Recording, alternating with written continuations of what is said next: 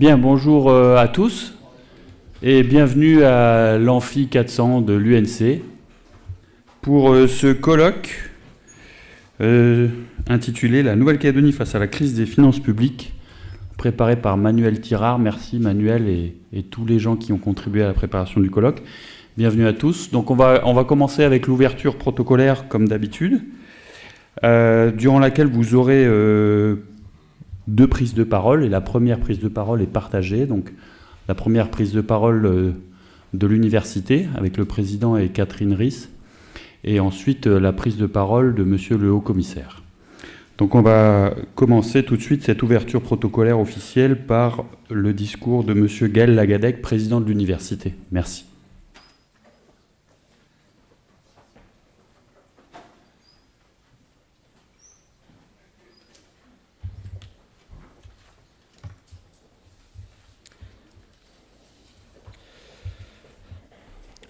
Monsieur le haut-commissaire, monsieur le directeur de la SIC, partenaire de l'université au sein de la MDE, mesdames et messieurs les élus des conseils de l'université, chers étudiants et chers collègues, mesdames et messieurs.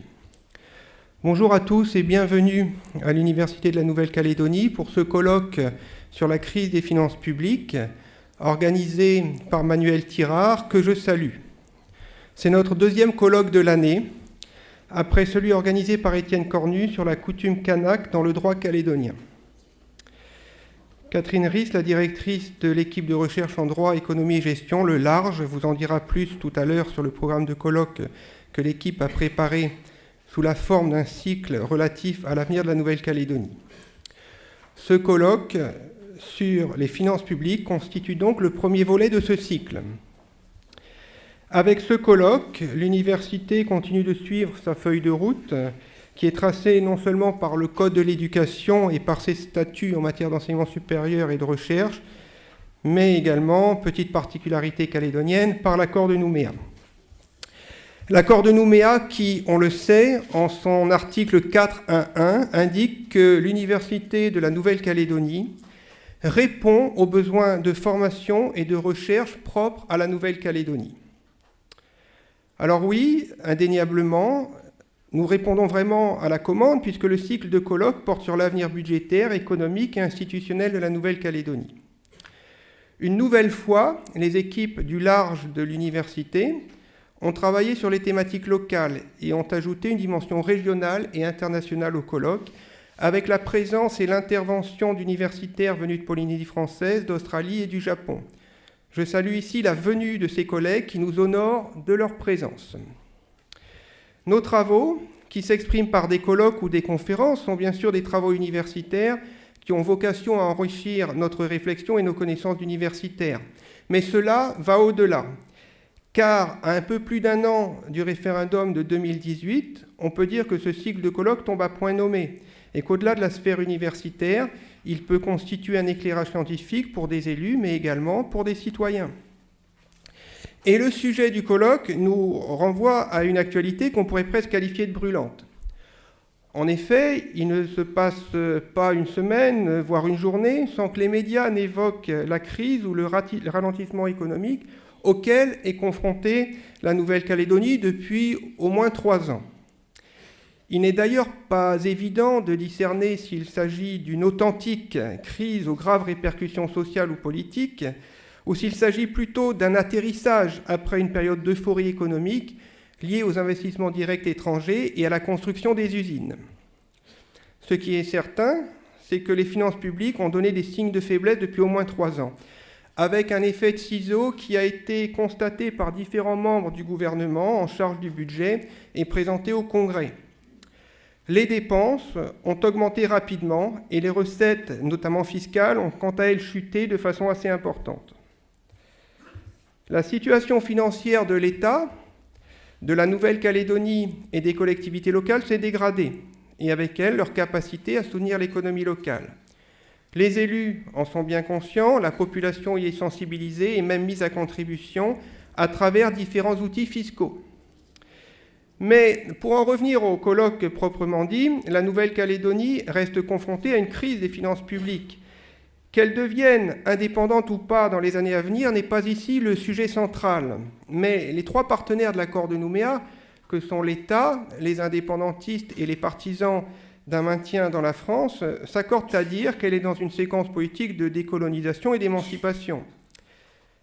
Mais comment soutenir un développement et une émancipation lorsque les finances publiques sont en berne, voire commencent à se tarir? Quel relais de croissance trouver? Comment faire autant, voire mieux, avec les mêmes ressources, voire plutôt avec des ressources en diminution? Comment, dans ces conditions, mieux utiliser la ressource fiscale disponible, voire l'optimiser? Comment d'autres pays ont-ils relevé des défis équivalents? Ce colloque tentera de répondre à ces questions et d'apporter quelques pistes de solutions pour remédier à la crise des finances publiques. En faisant cela, nous sommes bien dans notre rôle de partager et développer les connaissances, mais aussi de répondre aux besoins de recherche propres à la Nouvelle-Calédonie. Avant de céder la parole à Madame Ries, directrice du Large, je vais adresser mes remerciements au nom de l'université, tout d'abord à la direction scientifique du colloque, en la personne de Manuel Tirard, maître de conférence en droit public à l'UNC, qui nous a préparé un très beau programme. Je salue et remercie les universitaires qui sont venus nous rejoindre de métropole pour participer à ces travaux. Il s'agit de Sébastien Cotte, professeur de droit public à l'université de Poitiers, d'Étienne Farvac, professeur d'économie à l'université de Lille, de Mathieu Conan, professeur des universités en droit public à l'université de Nanterre. Un grand merci aussi aux collègues universitaires venus de loin pour ce colloque. Yuki Sekine, professeur de droit à l'université de Kobe, Takeshi Fujitani, professeur de droit à l'université de Tokyo, Antonio Troianiello, maître de conférence en droit public à l'université de Polynésie française, et Miranda Stewart, professeur de droit à l'université nationale australienne de Canberra.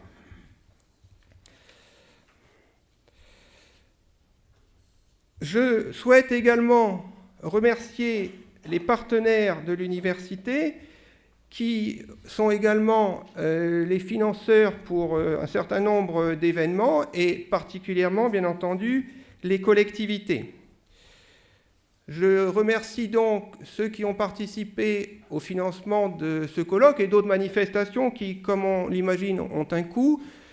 Donc je remercie la province Sud, la province Nord, le Congrès de la Nouvelle-Calédonie, le gouvernement de la Nouvelle-Calédonie et la communauté du Pacifique Sud. Dans les partenaires, je vais citer la fondation universitaire que nous avons mise en place en fin d'année dernière et dont les fonds collectés vont nous permettre de financer notamment, et au moins en partie, les événements de rayonnement scientifique et culturel dont les colloques de l'UNC font partie. Les fondateurs mécènes sont notamment l'OPT, la société Scasi, BlueScope Steel, le cabinet d'avocats DES Légal et la société Athos Bull. Merci bien entendu aux collègues de l'UNC qui ont participé à l'événement, qui interviendront en tant que chercheurs dans le colloque, et merci aux équipes techniques de l'université, notamment la communication et la DEPIL, qui travaillent largement dans l'ombre, mais sans lesquelles rien ne serait possible pour ce type de manifestation. Enfin, naturellement, je remercie toutes les personnes qui se sont déplacées pour assister aux travaux du colloque et qui témoignent ainsi de leur intérêt pour les travaux universitaires. Je vous remercie et vous souhaite donc à tous d'excellents travaux.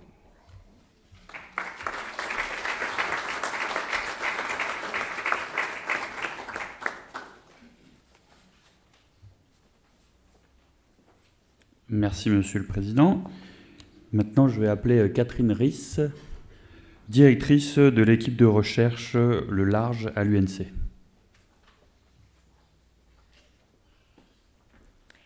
Chers étudiants, chers collègues, je vous remercie et c'est une nouvelle fois et un grand plaisir pour moi de vous accueillir aussi nombreux dans cet amphithéâtre pour un événement organisé par Le Large, le laboratoire de recherche juridique et économique. À l'approche des échéances cruciales pour la Nouvelle-Calédonie, il nous a semblé indispensable de participer une nouvelle fois au débat public et d'apporter de la connaissance, de la contenu pour pouvoir aider le pays à se construire. C'est l'une des missions de l'université, c'est aussi l'une des missions que Le Large tente de réaliser depuis plusieurs années maintenant. Alors cette année, ça se manifeste par l'organisation d'un cycle de 3 conférences, dont la première a lieu aujourd'hui. Je reviendrai plus tard sur la présentation détaillée de ces 3 conférences, mais je pense que c'est une belle démonstration, une nouvelle fois, de la capacité à la fois de l'université et des chercheurs de mettre leur travail au service de la société. L'utilité, si on peut le résumer comme ça, l'utilité sociale de notre travail est ici démontrée. Notre métier, c'est de produire de la connaissance au service des citoyens. Il existe plusieurs façons de diffuser cette connaissance. La façon la plus académique, c'est de publier des articles dans des revues académiques qui ne sont pas lues par grand monde. Une autre façon, c'est également d'organiser ces manifestations scientifiques, de les ouvrir à un large public, de faire intervenir à la fois des chercheurs, des universitaires, mais aussi des acteurs politiques ou institutionnels, locaux ou internationaux. Une autre façon de diffuser cette connaissance, pour ceux qui ne peuvent pas assister à ces manifestations, c'est de suivre les podcasts sur la chaîne YouTube de l'université. Donc à partir de la semaine prochaine, pour ceux qui ne pourraient pas assister à l'intégralité du colloque, pour ceux qui ne peuvent pas être là, ils pourront suivre l'intégralité des échanges, des débats et des présentations donc sur Internet. Une autre façon aussi, c'est de publier les actes de ces rencontres, de ces colloques. Ça demande souvent un peu plus de temps, ça met parfois plusieurs mois, voire jusqu'à une année. Mais vous les trouvez, on les récupère, on peut les télécharger ou les acheter quelques mois après le colloque. Le site du Large présente également de nombreux travaux, de nombreuses réflexions qui sont menées au sein du laboratoire. Et enfin, sans doute, c'est pas le dernier, mais sans doute un outil de diffusion de la connaissance qui est très important, c'est notre série de cahiers du large, qui sont ce qu'on appelle dans le jargon scientifique des working papers, qui sont publiés, qui présentent des travaux qui sont soit achevés, soit en cours, faits par les collègues du laboratoire ou parfois des extérieurs et qui sont publiés régulièrement, téléchargeables sur le site du laboratoire. Il va y avoir une petite table là qui va présenter dans la journée les dernières publications qui s'inscrivent également dans les publications, dans les PUNC, les presses universitaires de Nouvelle-Calédonie, qui est une collection de presse universitaire qui est encore toute jeune, mais qui a déjà plusieurs ouvrages à son actif qui vous permettent aussi d'avoir accès à cette connaissance. Alors pour revenir plus précisément sur le programme donc, de ce cycle de conférences, donc on commence cette série par un sujet qui est, comme l'a rappelé le président, vraiment très important dans la situation actuelle de la Nouvelle-Calédonie, qui est celle de la crise des finances publiques. Alors ces 2 journées vont vous permettre d'évaluer ce qui se passe du côté de la dépense, ce qui se passe du côté des recettes, et en particulier les dépenses sociales, le volet social sera mis en avant et sera étudié avec grand intérêt, parce que c'est pas le plus important, c'est en tout cas un problème qui est crucial. Et puis, demain après-midi, on fera la synthèse pour savoir un petit peu où on en est et où on va. Ensuite, la deuxième date à retenir, à garder sur vos agendas, ce sera en septembre, 2 journées, enfin 1 journée et demie, le 15 et 16 septembre, qui sont consacrées là à l'avenir économique de la Nouvelle-Calédonie, avec la démarche vers l'émancipation progressive, voire éventuellement la pleine souveraineté. L'économie calédonienne a des questions importantes à se poser sur son modèle de développement économique, sur sa monnaie, sur son intégration régionale. Et ces questions seront évoquées alors avec une première journée qui sera consacrée à des présentations de chercheurs, d'universitaires, et une deuxième journée, une demi-journée, où en fait les responsables des partis politiques calédoniens seront invités à venir échanger, à venir discuter sur ces thématiques économiques qui sont cruciales et dont on a besoin de parler pour construire le pays, pour savoir qu'est-ce qui va se passer après 2018. Le dernier volet de ce cycle de conférences aura lieu au mois de novembre et il concernera là l'aspect institutionnel. C'est le jour d'après. Qu'est-ce qui va se passer après 2018 ? Là, on est sur des questions qui concernent le droit, la constitution du droit, le fait de trouver un droit, de trouver des institutions qui représentent l'ensemble des Calédoniens et qui puissent refléter la diversité du pays. Là aussi, de nombreux universitaires de l'étranger reconnus de façon internationale dans leurs compétences, notamment en termes de constitution, de création du droit, seront présents.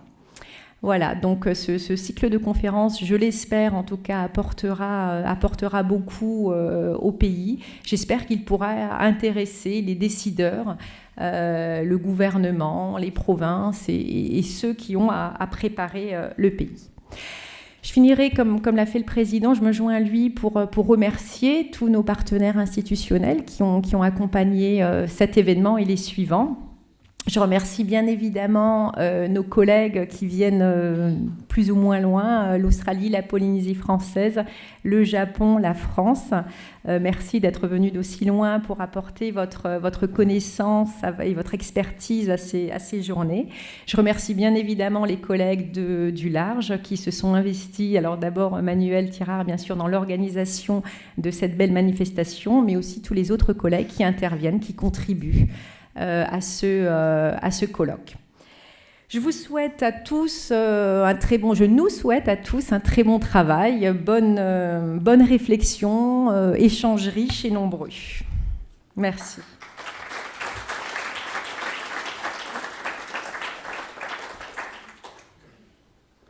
Merci Catherine. Donc on va terminer notre séquence d'ouverture protocolaire avec l'intervention, le discours de Monsieur le Haut-Commissaire Thierry Lataste. Merci.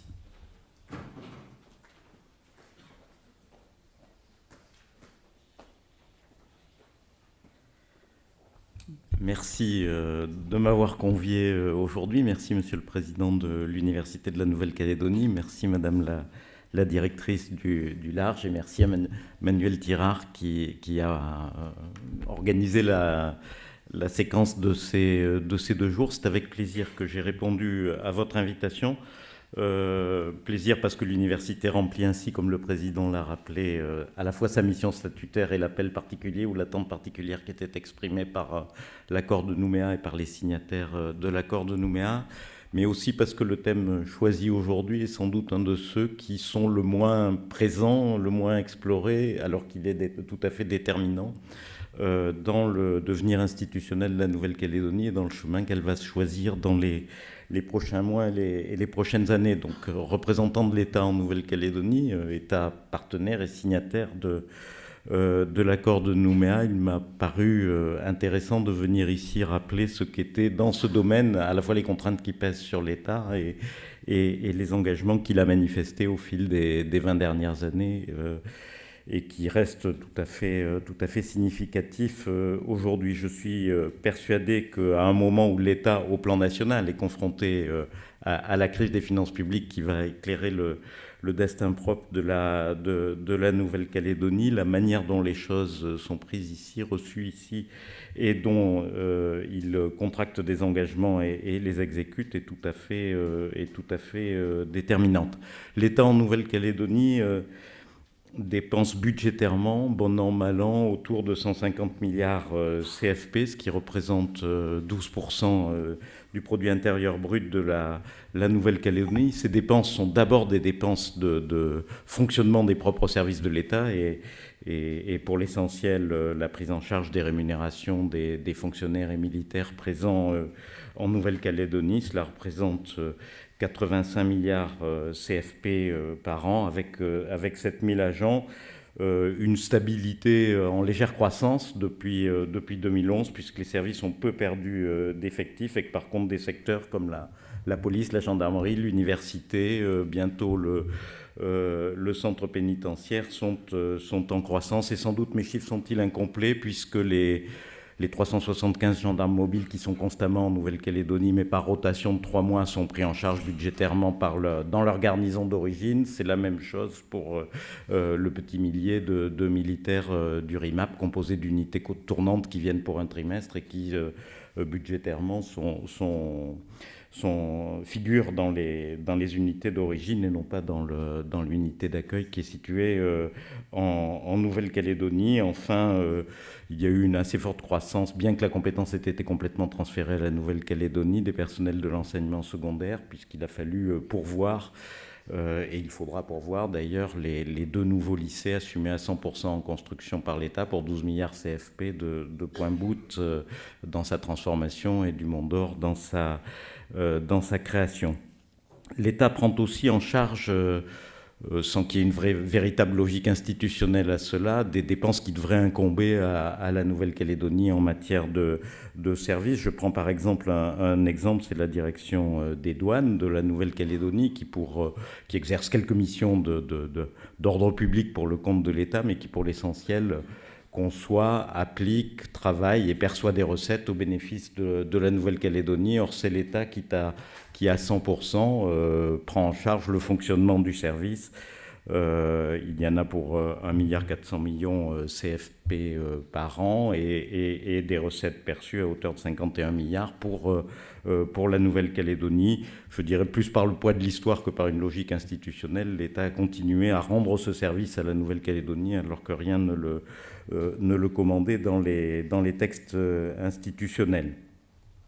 Autre cas particulier, la mise à disposition globale et gratuite des personnels de l'éducation nationale, puisque vous savez que la rémunération de l'ensemble des personnels concernés est encore assumée par l'État et lui revient chaque année à environ 45 milliards CFP. La fin de cette mise à disposition gratuite n'est pas fixée à ce jour. Elle peut intervenir par décret, mais les conditions d'intervention de ce décret ne sont pas réunies et le calendrier est loin d'être fixé.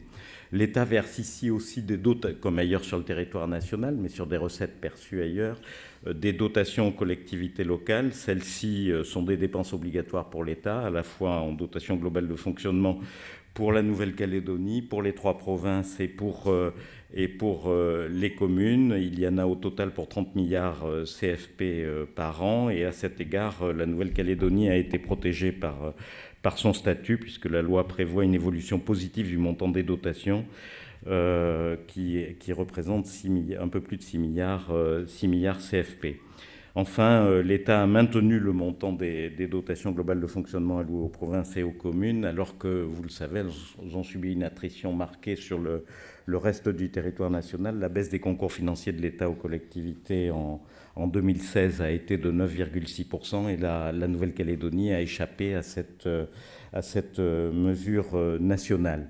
J'ai tenu à rappeler ces données parce qu'elles sont les moins perceptibles par la population ou les intervenants. Il y a un domaine de soutien au développement économique et social sur lesquels les projecteurs sont plus fréquemment portés. C'est ce que l'on appelle les contrats de développement qui liaient initialement l'État, la Nouvelle-Calédonie et les 3 provinces et qui se sont étendus progressivement vers les provinces, vers l'agglomération et vers l'intercollectivité qui permet dans de nombreux domaines de soutenir le développement économique et social de la Nouvelle-Calédonie, dont d'ailleurs l'effort de recherche accompli sur le territoire. Ces contrats ont pour objectif de financer des projets structurants qui s'inscrivent dans le cadre du schéma d'aménagement et de développement de la Nouvelle-Calédonie adopté par le Congrès l'an dernier.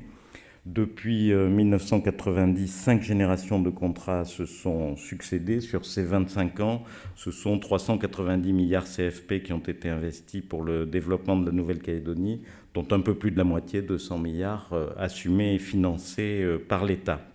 Dans le respect d'une logique de rééquilibrage, l'État participe au financement d'opérations mises en œuvre par les collectivités partenaires, non seulement en investissement, mais également dans l'accès aux formations initiales et continues, dans l'insertion des jeunes, dans le soutien au développement économique et l'amélioration des conditions de vie de la population et de son développement culturel.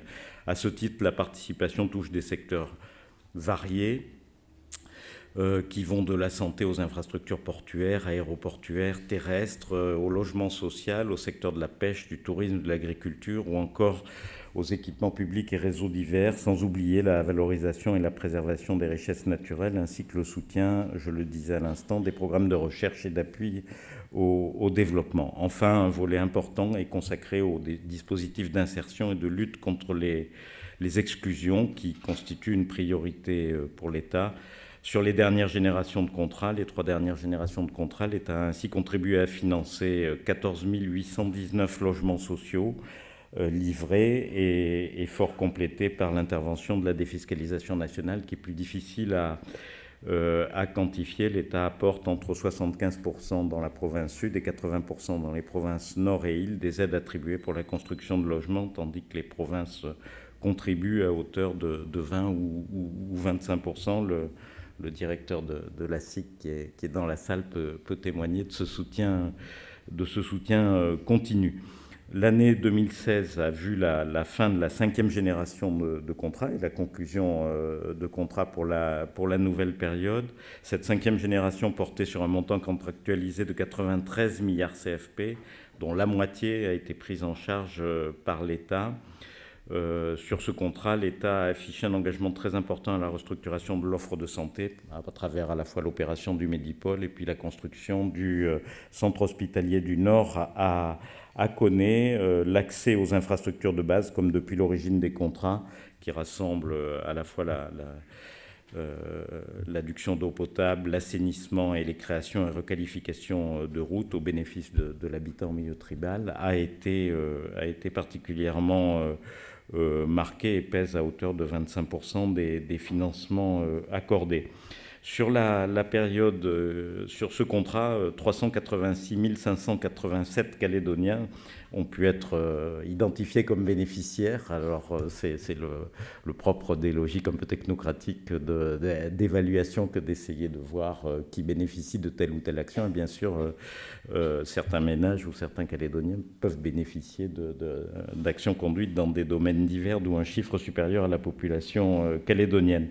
L'actuelle génération des contrats a été signée en décembre dernier, malgré les contraintes qui pèsent sur l'ensemble des ministères et qui continueront à peser. La participation a été maintenue à un niveau identique à celui de la précédente génération, 47 milliards CFP contractualisés en participation d'État sur un programme total de 93 milliards pour les 5 ans à venir. 95% de cette participation contribue directement ou indirectement à l'activité économique et à l'emploi, 6% seulement sur le tourisme, l'agriculture, l'aquaculture, mais plus de la moitié de manière indirecte sur des secteurs qui vont faire appel au BTP ou à d'autres secteurs et donc avec un rôle d'entraînement sur l'emploi dans ce domaine. Le secteur du logement social dont je parlais représente 22% de la contribution de l'État sur les 5 ans à venir, soit 10 milliards CFP. Et sur 2017, nous sommes en train d'engager, avec le concours des opérateurs et des provinces, 2,2 milliards dans la période actuelle. Les programmes retenus permettront la construction cette année de 1560 logements, dont 1334 dans la province sud. Un tiers de cette contribution de l'État sur la période contractualisée visera les infrastructures de base dont je parlais tout à l'heure. Cela représente 14 milliards. Enfin, 28% de la contribution de l'État, soit 12 milliards CFP, est destinée à financer des actions pour la jeunesse, en faveur de l'éducation, en faveur de la lutte contre la délinquance, en faveur de la formation professionnelle et de favoriser l'employabilité des jeunes. 9% vont vers le secteur recherche et développement et transition écologique. Je devrais ajouter à cela les efforts consentis par le biais de l'aide fiscale à l'investissement outre-mer, appelée aussi défiscalisation nationale, par lequel des contribuables métropolitains, sociétés, entreprises ou particuliers financent un projet en Nouvelle-Calédonie en contrepartie d'une réduction d'impôts. Ces aides indirectes dont bénéficient les porteurs de projets ne sont pas répertoriées dans les tableau des transferts publics publiés par l'Institut des missions d'outre-mer. Elle constitue pourtant un manque à gagner fiscal pour l'État en métropole qui, en moyenne, peut être considéré comme d'un ordre de grandeur de 10 milliards CFP, plus de la moitié allant vers le secteur du logement social ou intermédiaire qui bénéficie là aussi au développement économique du territoire. Je veux enfin ajouter quelques projets, enfin, ou quelques réalisations emblématiques dans le domaine des transports, par exemple, avec le renouvellement de la flotte d'ATR pour Air Calédonie, financé l'an dernier, et qui va l'être pour les 2 derniers cette année. L'étude en cours du renouvellement complet des 4 Airbus d'Air Calédonie International pour la desserte internationale de la Nouvelle-Calédonie, et bien sûr les efforts effectués en faveur des usines métallurgiques, qu'il s'agisse du Nord ou du Sud. Un scope peut-être sur ce qui a été fait en soutien à l'industrie du nickel, principalement dans l'année 2016, sous forme de défiscalisation, sous forme de prêt direct de l'État aux opérateurs, qu'il s'agisse de l'opérateur dont il est actionnaire, Eramet SLN, ou qu'il s'agisse d'un opérateur de contrôle étranger, je pense à l'usine du Sud, et Vale, qui est un objet de souci dans la période dans laquelle nous nous trouvons. Au total, l'État a accordé un prêt de 24 milliards CFP sur une durée de 10 ans à Vale, complété par une garantie au financement du projet de transformation des résidus de Vale à hauteur de 27 milliards CFP. Il a également accordé à la SLN un prêt de 24 milliards CFP direct pour mener à bien son plan de compétitivité. Et enfin, une garantie sera accordée au projet de renouvellement de la centrale 7 d'Onyambo à hauteur de 38 milliards CFP pour le remplacement de cette centrale au fioul par une centrale à gaz. Enfin, l'Agence des participations de l'État a racheté à BPI France, qui obéissait à des logiques plus bancaires que de développement local, pour 29 milliards CFP, ses participations dans Eramet. Au total, en 2016, à côté des 150 milliards de dépenses budgétaires récurrentes, je dirais, dont je parlais, l'effort pour le nickel calédonien est de 142 milliards. Donc on a pratiquement doublé la contribution de l'État au développement de la Nouvelle-Calédonie en soutien à l'industrie métallurgique et en soutien au nickel. Ces financements ont bien sûr, et je pense que vos travaux contribueront à le souligner, un effet structurant sur l'économie calédonienne. L'investissement public exerce un effet multiplicateur sur l'investissement privé. Je crois que l'OFCE estime que ce multiplicateur est d'un ordre de grandeur de 2 et que donc pour un franc CFP apporté par l'État, il y a un franc CFP de richesse créée en Nouvelle-Calédonie et de dépenses induites. Il en est ainsi, bien sûr, notamment dans le secteur du logement, dont vous avez entendu tout à l'heure l'importance qu'il représente dans cet effort.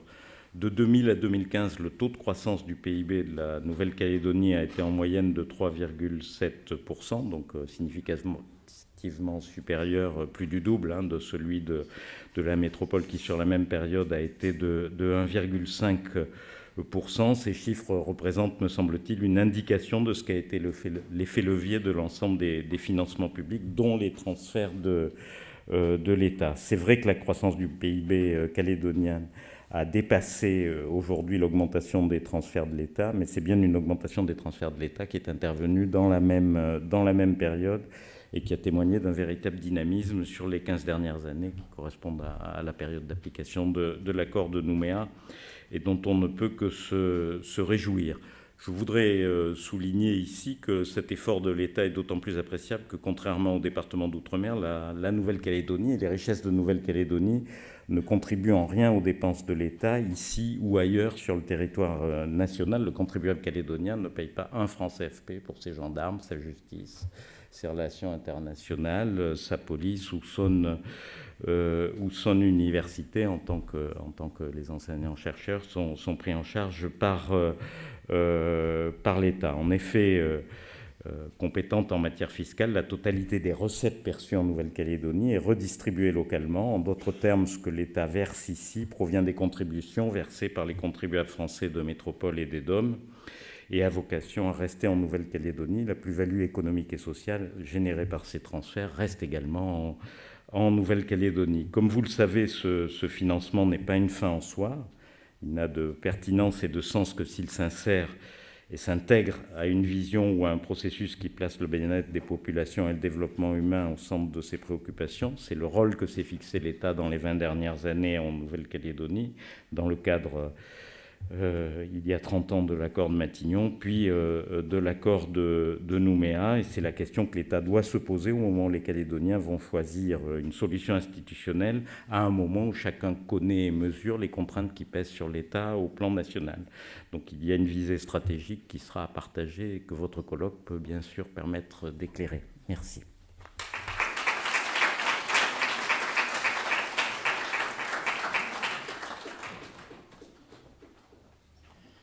Merci monsieur le haut-commissaire et merci à Gaël et à Catherine pour leurs interventions. Donc voilà qui clôt notre ouverture officielle. Je remercie bien sûr les intervenants et tout le monde qui est venu. Bien sûr l'équipe de préparation et sans plus tarder, je vais laisser la place à la première intervention du colloque, donc sous la présidence de Séverine Blaise, qui est donc notre première partie du colloque, l'introduction, la situation et les causes globales de la crise des finances publiques. Merci à tous.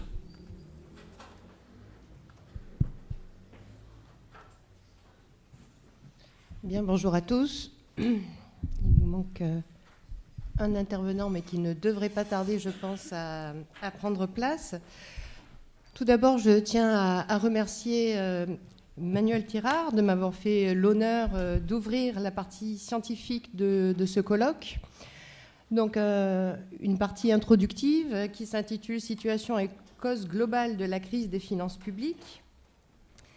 Et pour cela, nous avons donc le plaisir d'accueillir 3 intervenants.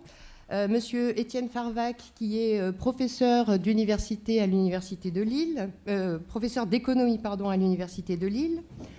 Thomas Govidarica, qui nous rejoint à l'instant, que nous comptons parmi les chargés d'enseignement du département droit, économie, gestion depuis de nombreuses années, mais qui est avant tout conseiller de chambre régionale et territoriale des comptes. Et enfin, Mathieu Morando, qui est responsable des études à l'Institut des missions d'outre-mer. Alors, permettez-moi tout d'abord de remettre brièvement cette problématique dans une perspective historique. Depuis la fin du XIXe siècle, le rôle croissant de l'État dans l'économie s'est traduit par une très forte croissance des dépenses publiques, à tel point que cette dernière est devenue un thème d'étude central de l'économie publique, certains cherchant à expliquer simplement le phénomène, d'autres s'attachant à comprendre pourquoi il est si difficile de renverser cette tendance. Ainsi, en France, comme dans de nombreux autres pays industrialisés, les dépenses publiques ont très fortement augmenté jusqu'à la fin des années 70. Depuis le début des années 80, dans un contexte de résurgence des thèses libérales, leur part dans le PIB n'a guère évolué.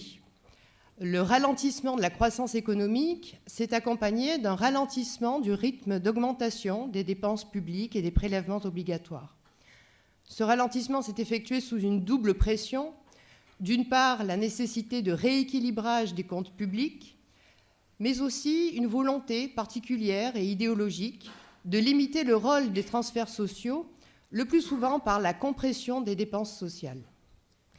Alors, pour analyser en détail les causes de cette crise des finances publiques, je laisse sans plus attendre la parole à Étienne Farvac, qui va nous expliquer pourquoi et comment en est-on arrivé là. Étienne, la parole est à vous.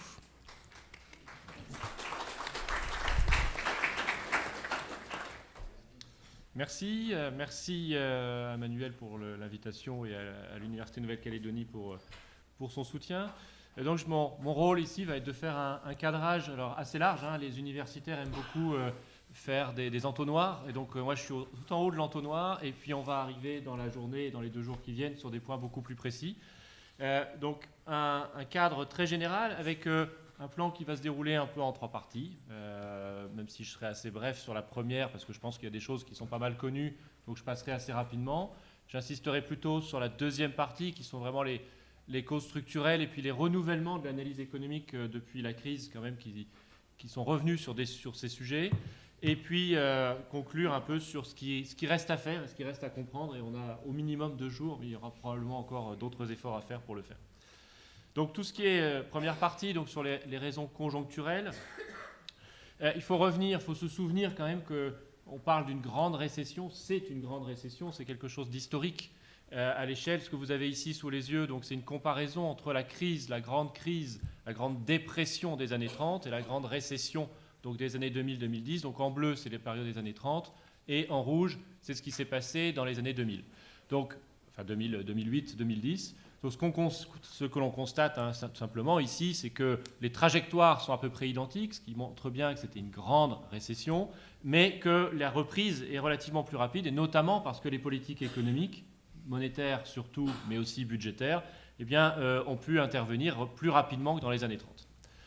C'est une grande récession qui laisse des traces. Encore une fois, ici, on compare les trajectoires des économies entre les années 30 et les années 2000, et on constate que là aussi, la trajectoire, eh bien, elle a été impactée très fortement, mais que la reprise, si elle a été plus rapide, elle est aussi beaucoup plus lente que dans les années 30. Donc, je ne vais pas aller plus vite. Ça, c'est simplement, encore une fois, pour vous montrer le décrochage qui a eu lieu dans les trajectoires de croissance de nos économies suite à la crise de 2008 et pour la zone euro, donc à partir de 2010 également.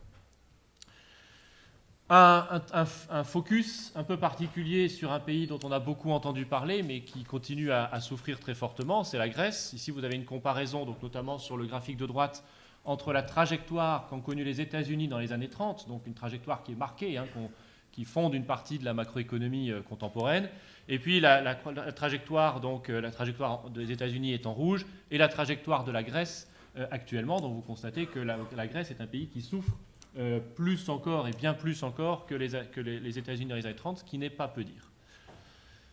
Si j'en reviens à la France, les conséquences budgétaires, eh bien, évidemment, de ces crises, donc un ralentissement très brutal de la croissance, évidemment, fait chuter les rentrées budgétaires et augmente les besoins de dépenses. Ça, c'est des mécanismes qu'on connaît, mais qui ont ici agi de façon très brutale, puisque la crise a elle-même été très brutale. Donc le solde conjoncturel, donc le déficit, si vous voulez, des administrations publiques, eh bien, connaît une dégradation sur la période qui est relativement importante. La France, ici, ne fait pas mieux que ses partenaires. En tout cas, la trajectoire n'a pas été mieux contrôlée que ses partenaires. Ce que vous avez ici sur ce graphique, donc, c'est une comparaison de la France en bleu, de l'Allemagne en rouge, et puis zone euro, Union européenne, donc les autres couleurs. Vous voyez que la France est en dessous de la moyenne de la zone euro et de l'Union européenne, donc en termes de trajectoire. Donc on a moins bien contrôlé les dépenses publiques dans cette période de crise. Ceux qui font encore moins bien sont des pays comme le Royaume-Uni ou l'Espagne, mais qui ont connu des effets et des impacts de la crise qui sont encore plus lourds que les nôtres. Et si on compare cette fois-ci avec des pays qui ont été moins frappés, c'est-à-dire la Suède, la Belgique et les Pays-Bas, eh bien la France ici apparaît en dessous. La France est toujours en bleu. On a toujours une dégradation plus longue, plus continue des finances publiques françaises. D'accord ? Donc ce qui amène, si vous faites simplement des recherches Google sur la dernière période, eh bien à des cris d'alarme. Ça a été rappelé dans les interventions protocolaires. On est dans une situation et dans un moment important de l'évolution. La France dévie dangereusement. On atteindrait bientôt le fameux seuil fatidique des 100% de dette publique par rapport au PIB, etc. Donc on est dans une situation qui ne peut qu'attirer l'attention. Ici, on compare la situation de la France donc, avec un certain nombre de pays. Vous constatez que la moyenne de la zone euro donc, est à 48,5% donc, de dépenses publiques dans le PIB. La France est à 10 points au-dessus de ce niveau. Et ce qui fait la différence entre la France et le reste, ça c'est un graphique qui est assez intéressant, qui vient de sortir dans le dernier rapport de la Cour des comptes, dont on a entendu parler puisqu'il a dénoncé la dérive des finances publiques récentes sous le dernier mandat. Eh bien, ce qu'on constate, c'est que là où la France fait moins bien finalement que la zone euro, eh bien, c'est dans les services généraux. Alors l'enseignement supérieur, ici je parle à des convaincus, donc je ne vais pas insister. La justice, mais là où la France finalement fait moins bien que les autres, en tout cas semble moins bien contrôlée, ce qui explique une bonne partie de sa dérive des finances publiques, eh bien c'est un modèle social un peu différent. Alors pour le bien, pour le mal, Séverine Blaise l'a signalé, mais ce qui est clair, c'est que le dérapage, ou en tout cas l'écart entre la France et ses partenaires européens, eh bien, vient d'un système social qui est plus généreux, plus protecteur et qui est moins contrôlé probablement en tout cas dans ses dépenses que le reste. Alors on y reviendra dans les 2 jours, il il y a des séquences spécifiques là-dessus. Donc je ne vais pas insister plus et je vais en venir donc aux causes un peu plus structurelles cette fois qui expliquent ou qui peuvent tenter d'expliquer la situation française et la situation finalement par extension plus générale que l'on connaît aujourd'hui. Alors, le terme d'addiction à la dépense publique a été employé par notre Premier ministre dans sa déclaration générale il n'y a pas si longtemps, Édouard Philippe. Donc il a parlé d'addiction à la dépense publique française. Évidemment, il y a un certain nombre de pays qui connaissent le même type d'addiction. Et un mécanisme économique très simple pour expliquer cette addiction, c'est résumé finalement par cette petite phrase de Charles Wyplosz, qui est professeur à l'Université de Genève, et qui dit finalement les gouvernements ont tendance à dépenser plus qu'ils ne prélèvent sous forme d'impôts. Pourquoi ? Parce que les dépenses d'un côté font des heureux, et donc dès qu'on veut rogner sur la dépense, on fait des malheureux qui ont tendance à protester contre le fait qu'on rogne sur la dépense. Ils ne sont pas censés être ingrats, alors que les impôts eux-mêmes sont impopulaires, et que dès que vous employez le mot impôt, eh bien évidemment, personne n'est ravi de payer des impôts, même si tout le monde est conscient que ça peut être utile. Alors pourquoi on ne peut pas réformer ? D'abord parce qu'il y a ce mécanisme sous-jacent qui fait que toute réforme crée des perdants, et qu'il faut réussir à indemniser les perdants si on veut que la réforme passe, et que toute réforme créant des perdants, eh bien on arrive à ce qu'on appelle la malédiction de Juncker. La malédiction de Juncker, donc ancien Premier ministre du Luxembourg et qui a ensuite détenu des postes importants au niveau européen, et qui dit on sait tout ce qu'on doit faire. Tout décideur politique sait ce qu'il doit faire s'il veut maîtriser ses finances publiques. Le problème, c'est qu'une fois qu'il a fait ça, il est incapable, il pense qu'il sera incapable d'être réélu derrière. Donc les incitations des hommes politiques ne sont absolument pas alignées, enfin sont en quelque sorte, si, au contraire, alignées avec les incitations des perdants de la réforme, donc, ce qui fait que la réforme est très difficile à mettre en place. Donc c'est une analyse qui est bien connue, hein. Ça fait les délices, donc, comme je le mets là, de ce qu'on appelle l'école des choix publics, du public choice, donc les étudiants qui ont subi ou qui ont suivi les cours de Gaël Lagadec ont dû en entendre parler un petit peu. Et puis, évidemment, tous les cours d'économie publique parlent de ça, qu'on ait la fameuse loi de Wagner qui dit que finalement les dépenses publiques ont tendance à croître plus rapidement que le PIB, donc loi de Wagner qui date de 1872, hein, on n'est pas sur des sujets qui sont récents. La loi de Baumol-Bowen de 1966, donc Baumol qui nous dit simplement que la productivité dans les services publics est forcément inférieure à la productivité ailleurs, et donc ça crée un dérapage permanent, enfin en tout cas une tentative de dérapage permanente des dépenses publiques, et puis d'autres effets cliqués, donc il y a un peu l'effet anti-réforme et l'effet de déplacement du Hoguer, il y en a d'autres, mais ça sont des choses connues. Alors l'addiction, oui, elle existe, ça je pense qu'on peut pas le nier, depuis 1866 au moins on parle de cette addiction. Maintenant l'addiction, aujourd'hui on est un peu en cure de désintox quand même, hein, puisque ce qu'on constate sur ce graphique, c'est que la vitesse de croissance des dépenses publiques a tendance à diminuer dans le temps. En tout cas en France c'est le cas. Ce que vous voyez, c'est qu'on a une tendance, hein, si on traçait une droite sur ces deux courbes, donc il y a la courbe en valeur, il y a la courbe en volume, si on traverse une droite, on voit bien que la pente est négative, donc on a bien une tendance aujourd'hui à une dépense publique qui augmente moins vite, elle continue à augmenter. D'accord ? D'où le fait que on soit dans une situation au total qui est dégradée. Autre cause structurelle, c'est ce qu'on appelle la contracyclicité. Alors ça paraît être un gros mot. Ça veut dire simplement qu'on a tendance à mener en fait des mesures budgétaires qui vont dans le sens du vent, alors que toute la théorie économique nous dit que la politique budgétaire doit plutôt être utilisée et plutôt efficace quand elle va contre le vent. Autrement dit, ce que nous dit la théorie économique standard, depuis Keynes au minimum, hein, donc les années 30, ça nous dit qu'il faut faire de la politique budgétaire quand on est en situation de crise, quand on est en situation de récession.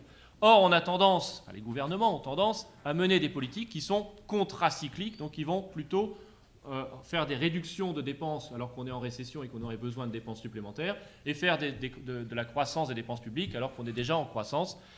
Et donc, c'est ce que Friedman nous expliquait déjà en 1953. Alors Friedman, pape du monétarisme, parangon de l'économie libérale, et qui est dans un article très simple de 1953, nous explique qu'il y a en fait derrière tout ça, même si on n'est pas idéologue, mais si on regarde les choses de façon assez objective, il y a une mécanique de la dépense publique qui fait qu'on va avoir tendance à boom the boom, bust the bust, donc à être contracyclique, parce que le temps qu'on prenne la mesure de la récession, que ensuite on mette en place les politiques économiques pour lutter contre cette récession, que ces politiques économiques fassent leur effet, eh bien, la récession, de façon un peu naturelle, si c'était une récession légère en tout cas, eh bien, a tendance à être déjà dépassée. Donc, on va au contraire avoir des dépenses publiques qui vont avoir un effet au moment où on n'en a plus besoin, d'une certaine manière. Cette contracyclicité, on le constate. Ce n'est pas simplement un argument idéologique de Friedman, c'était un argument plutôt technique qu'il faisait, et on le constate sur les dépenses publiques. Donc ici, en fait, on devrait avoir des dépenses contracycliques si on était dans le cadran numéro 1 ou dans le cadran numéro 3. Là, on serait contracyclique. Ce que vous constatez, c'est que les points sur ce graphique sont plutôt situés dans les cadrans 2 et 4, donc plutôt dans les périodes où on est procyclique, donc on fait de la politique budgétaire au mauvais moment. Alors ça, c'est le cas de la zone euro, et c'est encore plus marqué dans le cas de la France. Dans le cas de la France, on voit bien qu'à part dans la période en 2006, qui est dans le cadran 1, et en 2009, qui est dans le cadran 4, eh bien à ce moment-là, pour l'essentiel, la politique budgétaire française a eu tendance à être très largement procyclique plutôt que d'être contracyclique. Alors pourquoi c'est important ? Parce que du coup, ça mène à une sous-efficacité de la politique budgétaire. On sait que la politique budgétaire peut être efficace, on connaît les conditions d'efficacité, et en fait, elle va être sous-efficace. Alors, la politique budgétaire, elle a tellement été mal utilisée d'une certaine manière dans les années 70-80 que, du point de vue des économistes, c'était une politique qui était quasiment morte. Au sens où ça ne servait plus à rien d'en faire, on en ferait forcément au mauvais moment, et donc il valait mieux se concentrer sur la politique monétaire. Et la politique budgétaire a un peu été oubliée. Et avec la crise, eh bien, les plans de relance ont été tellement importants et ont eu des effets, pour le coup, tellement importants, que cette fois-ci, il y a eu tout un renouveau de l'analyse économique. La politique budgétaire a été retrouvée d'une certaine manière. Elle est renée, peut-être plus radieuse que jamais, du fait de cette crise. Donc le multiplicateur dont parlait Monsieur le Haut-Commissaire, eh bien, cette fois-ci, il retrouve des lettres de noblesse, mais avec des bémols. Le renouveau de l'analyse économique sur ce sujet fait que maintenant, on dit on ne fait plus du multiplicateur et on ne fait plus de la politique budgétaire en permanence. La politique budgétaire va avoir des effets qui vont être très différents en fonction de la position du cycle et en fonction du type de dépenses qu'on va utiliser. Et donc là aussi, par rapport à ce que disait Monsieur le Commissaire, eh bien, faire de la dépense d'investissement n'est probablement pas la même chose que de faire de la dépense de salaire ou de fonctionnement. Alors, cette analyse économique a été renouvelée, notamment par ce qu'on appelle des études d'impact, donc en centrant l'analyse sur quelques épisodes marquants de relance des dépenses publiques. Donc ça a été le cas, par exemple, de la guerre de Corée du 11 septembre aux États-Unis. Eh bien, on a essayé d'isoler l'impact des dépenses publiques supplémentaires faites pendant cette période-là sur les agrégats macroéconomiques. Et avec en plus le renouveau de la modélisation et des méthodes économétriques dans les années 80-90 et la puissance de calcul qu'on a aujourd'hui sur un ordinateur portable, eh bien, on a des effets aujourd'hui qui sont beaucoup mieux appréciés. Alors ce fameux multiplicateur budgétaire, eh bien, quand on fait des estimations, quelle que soit la méthode aujourd'hui, qu'on fasse ce qu'on appelle l'approche narrative, c'est-à-dire on va compter dans les documents de finances publiques quelles sont les augmentations de dépenses publiques ou d'augmentation de réduction des impôts. Quand on fait de l'analyse économétrique VAR, donc une analyse économétrique assez standard désormais, ou des modèles un peu plus en série temporelle, eh bien on a vous voyez, des évaluations du multiplicateur budgétaire qui sont très très variables, qui vont de 0,5 grosso modo à 3. Alors quand vous dites à un décideur public, votre politique budgétaire, votre euro supplémentaire va avoir un impact qui va varier de 0,5 à 3, il n'est pas forcément ravi. Donc on avance un petit peu et grâce au renouveau, eh bien, on constate qu'il y a des effets qui vont être très différents entre les périodes de récession, ce que vous avez donc ici sur le graphique du haut, et les périodes d'expansion. Voilà, ce qu'on constate, c'est que dans les périodes d'expansion, on a un multiplicateur qui est beaucoup plus faible, voire négatif, alors que dans les périodes d'expansion, il est beaucoup plus élevé. Alors ces graphiques-là, ça ne vous dit pas forcément grand-chose. Quand on regarde des tableaux récents, ou bien des estimations récentes, vous constatez que simplement le multiplicateur en période d'expansion, il est estimé à 0,6, pour arrondir, donc 0,57, alors qu'en période de récession, il est estimé à quasiment 2,5. Donc on a des évaluations qui varient de 1 à 4 entre les périodes d'expansion et les périodes de récession. Donc la politique budgétaire, et finalement, on retrouve on ne fait que retrouver le message initial de Keynes. La politique budgétaire, elle va être beaucoup plus efficace lorsqu'on est en période de récession que lorsqu'on est en période d'expansion. Mais ça veut dire que par rapport à ce que je disais tout à l'heure, il faut faire très attention à la façon et au moment où on va utiliser l'outil de la politique budgétaire. Simplement ici, pour vous montrer que les multiplicateurs, donc là je viens de vous dire que les multiplicateurs varient en fonction de la position dans le cycle, donc expansion-récession, mais les multiplicateurs sont aussi différents en fonction du type de dépenses sur lesquelles on va agir. Donc que ce soit les cotisations sociales employeurs, la TVA, l'investissement public, l'emploi public, vous voyez que qu'on aime ou qu'on n'aime pas, eh bien l'emploi public c'est probablement là où on a le multiplicateur, l'effet relance le plus faible sur l'économie par rapport à d'autres mesures type TVA, on en reparlera tout à l'heure, et puis les investissements publics. Alors, une fois qu'on a dit ça, il faut aller un petit peu plus dans le détail de l'ajustement et regarder un petit peu finalement les modalités d'ajustement. Le diable est dans les détails, on le sait bien. Mais ce qu'il faut regarder, c'est finalement, une fois qu'on atteint 100% de dette publique par rapport au PIB, finalement, comment on ajuste pour que ce soit le moins douloureux possible et pour pas éventuellement casser une phase de croissance qui serait en redémarrage. Ce que l'on sait aujourd'hui, encore une fois, par rapport à tous les efforts, le renouveau de l'analyse sur la politique budgétaire, eh bien, c'est qu'il vaut mieux que la consolidation soit graduelle, a fortiori quand on est dans une économie en récession ou qu'on est dans une économie sur laquelle les marchés financiers commencent à mettre en place des primes de risque. Donc on a une économie qui est sous le focus finalement des marchés financiers. Est-ce qu'il vaut mieux réduire les dépenses ou augmenter les recettes ? Eh bien, ce que l'on sait aujourd'hui, c'est que la réduction des dépenses semble avoir des effets beaucoup plus permanents que l'augmentation des recettes. L'augmentation des recettes va avoir un effet, en tout cas à plus long terme, alors que l'effet de réduction des dépenses va avoir un effet plus immédiat et plus persistant finalement au final. Le mécanisme, eh bien, finalement, c'est ce que je disais tout à l'heure, c'est que réduire les dépenses va avoir probablement un effet multiplicateur plus important, plus immédiat que l'effet fiscal. Mais évidemment, couper dans les dépenses, c'est beaucoup moins aisé. Et là, on revient au problème de la réforme et de l'indemnisation des perdants à la réforme. Si vous voulez couper dans les dépenses, c'est bien, tout le monde est d'accord pour ça. Simplement, dès qu'on dit oui, mais il va falloir couper dans le tel budget, si on est concerné par le budget, eh bien évidemment, ça nous fait beaucoup moins sourire. Et donc, ce qu'on constate, c'est qu'effectivement, le diable est vraiment dans les détails. On a des analyses aujourd'hui on essaye en tout cas d'aller sur des choses qui sont très, très, très pointues, en regardant vraiment la mécanique de l'ajustement budgétaire sur des cas particuliers.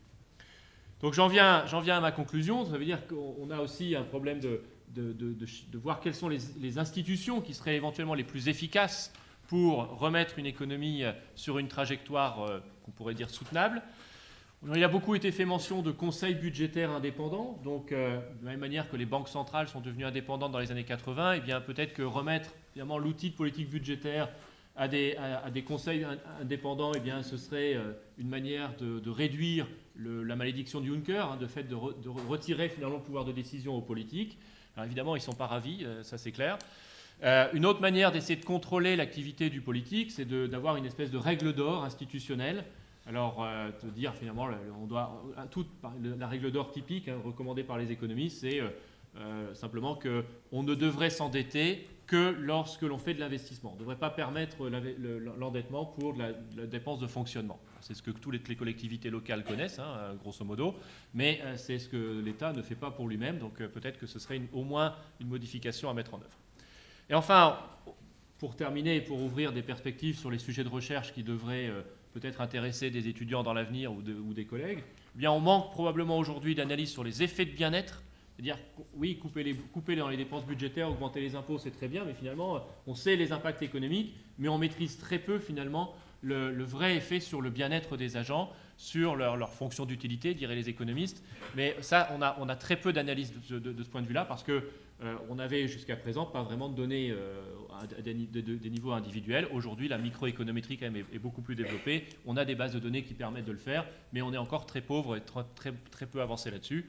Et enfin, les effets redistributifs, à court et à long terme. On commence à avoir des analyses sur les effets redistributifs des politiques monétaires, puisque là, les banques centrales sont beaucoup intervenues sur les marchés, ont fait monter les titres de certains actifs financiers, baisser d'autres. Ça a des effets redistributifs. Les politiques budgétaires en ont aussi. Et finalement, on ne sait pas grand-chose de ce point de vue-là.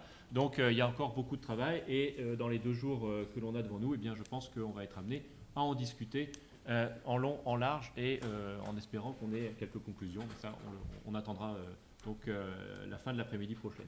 Merci.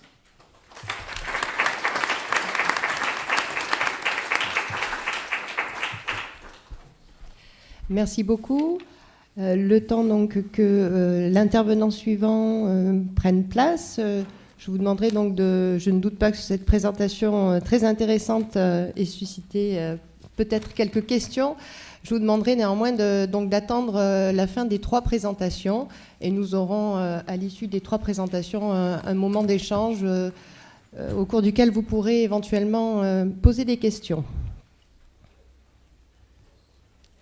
Alors, je laisse donc à présent la parole à Thomas Govedarica, conseiller de Chambre régionale et territoriale des comptes. Après cette présentation, qu'en est-il de la Nouvelle-Calédonie ? Pour analyser cette question, il paraît important au préalable de rappeler un petit peu le cadre des finances publiques sur le territoire qui, comme vous le savez, présente un certain nombre de spécificités. C'est ce à quoi va s'attacher donc à présent Thomas Govedarica. Je vous laisse la parole. Merci Séverine. Excusez-moi.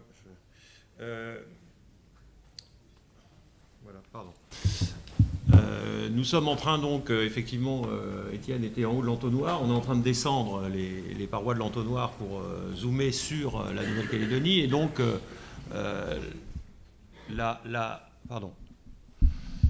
La première étape, c'est effectivement de cadrer le fonctionnement des finances publiques calédoniennes. Merci à Manuel de m'avoir confié ce sujet et donc l'objet de cette intervention qui est le cadre des finances publiques, le cadre calédonien des finances publiques. Qu'est-ce que c'est qu'un cadre des finances publiques ? Il y a 3 objets, trois dimensions. La première, c'est la dimension fiscale, c'est-à-dire le pilotage des impôts auxquels s'ajoutent aujourd'hui les cotisations sociales. Les prélèvements obligatoires, somme des cotisations sociales et des impôts, sont le socle des finances publiques. Deuxième dimension de notre sujet, c'est la dimension budgétaire, c'est-à-dire le pilotage des dépenses. Il se dédouble en une question institutionnelle, qui est compétent et pour quelles dépenses, et une question de méthode, à savoir comment les collectivités gèrent leurs dépenses, quelles sont leurs règles et pratiques budgétaires. Enfin, le dernier élément d'un cadre des finances publiques, c'est l'exécution des recettes et des dépenses. Il y a dans tout cadre de finances publiques une dimension comptable, impôts, budget, comptabilité. Comment cela fonctionne-t-il en Nouvelle-Calédonie ? Je prendrai comme point de comparaison les finances locales métropolitaines. Le premier élément structurant de notre point de comparaison, qui est l'organisation des finances locales classiques, je dirais, c'est que les collectivités locales n'ont ni le même logiciel fiscal, ni le même logiciel budgétaire que l'État. À l'État, les grands impôts et les grandes politiques publiques, dans le cadre d'un budget taillé pour la performance, un budget LOLFE, et aux collectivités locales, les services, les prélèvements et les politiques du cadre local, dans un cadre budgétaire plus classique, c'est-à-dire n'ayant pas encore intégré le pilotage de la performance. Et puis le deuxième élément des finances locales classiques, non calédoniennes, c'est que les collectivités partagent entre elles et avec l'État un même système de comptabilité que je rappelle brièvement, c'est le modèle juridictionnel qui est différent du modèle anglo-saxon, modèle dans lequel le comptable public est responsable de la régularité des opérations de recettes et de dépenses qui lui sont proposées à l'exécution par les ordonnateurs, par l'émission de titres et de mandats. Tel est schématiquement notre cadre de référence. Au regard de celui-ci, le cadre calédonien des finances publiques est pour partie conforme ou proche de ce cadre, et pour partie s'en éloigne. Je dirais qu'il en est loin parce que, tout d'abord, les impôts et aujourd'hui la fiscalité sociale ont toujours été gérés localement. C'est donc une première différence notable. Ensuite, plus récemment, l'évolution institutionnelle a transféré aux 3 provinces et à la Nouvelle-Calédonie le pilotage des grandes politiques publiques et donc de la dépense publique. En revanche, le cadre calédonien des finances publiques reste très proche du cadre classique des finances locales métropolitaines.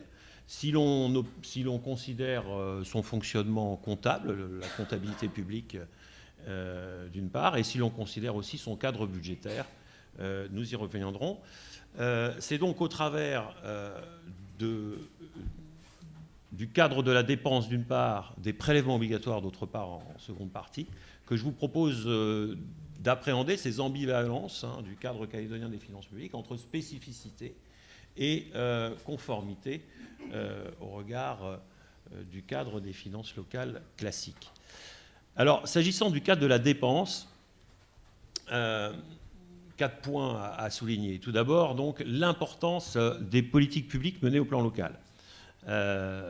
Les 4 collectivités du territoire, les 3 provinces et la Nouvelle-Calédonie, exercent ensemble, finalement, les 3 fonctions attribuées à l'État par l'économiste américain Richard Musgrave. Allocation des ressources, redistribution et régulation de la conjoncture. 3 rôles que l'État n'exerce plus en Nouvelle-Calédonie et qui sont donc exercés par les 3 provinces et la Nouvelle-Calédonie. Depuis le transfert de l'enseignement secondaire en 2012, toutes les grandes politiques publiques, sauf la sécurité et l'enseignement supérieur et la recherche, sont pilotées par la Nouvelle-Calédonie et les 3 provinces. Deuxième, donc les enjeux qualitatifs de cette situation sont considérables puisqu'ils relèvent de ces 4 collectivités la conduite des grands services publics à la population, le financement et la gestion des équipements collectifs, la gestion des SPIC, les aides à l'investissement et les politiques de développement dans l'ensemble des domaines. Enfin, la régulation et la statistique publique sont également dans leur ressort. C'est donc l'avenir du territoire qui est en jeu à travers ces dépenses. L'enjeu financier n'est pas moins important. On a commencé à en parler avec le haut-commissaire. Rapporté à un PIB de 955 milliards de francs CFP, la dépense publique, c'est une dépense de 500 milliards. 360 milliards financés par les prélèvements locaux et les recettes propres, l'État complétant par des apports divers pour un montant total d'environ 150 milliards.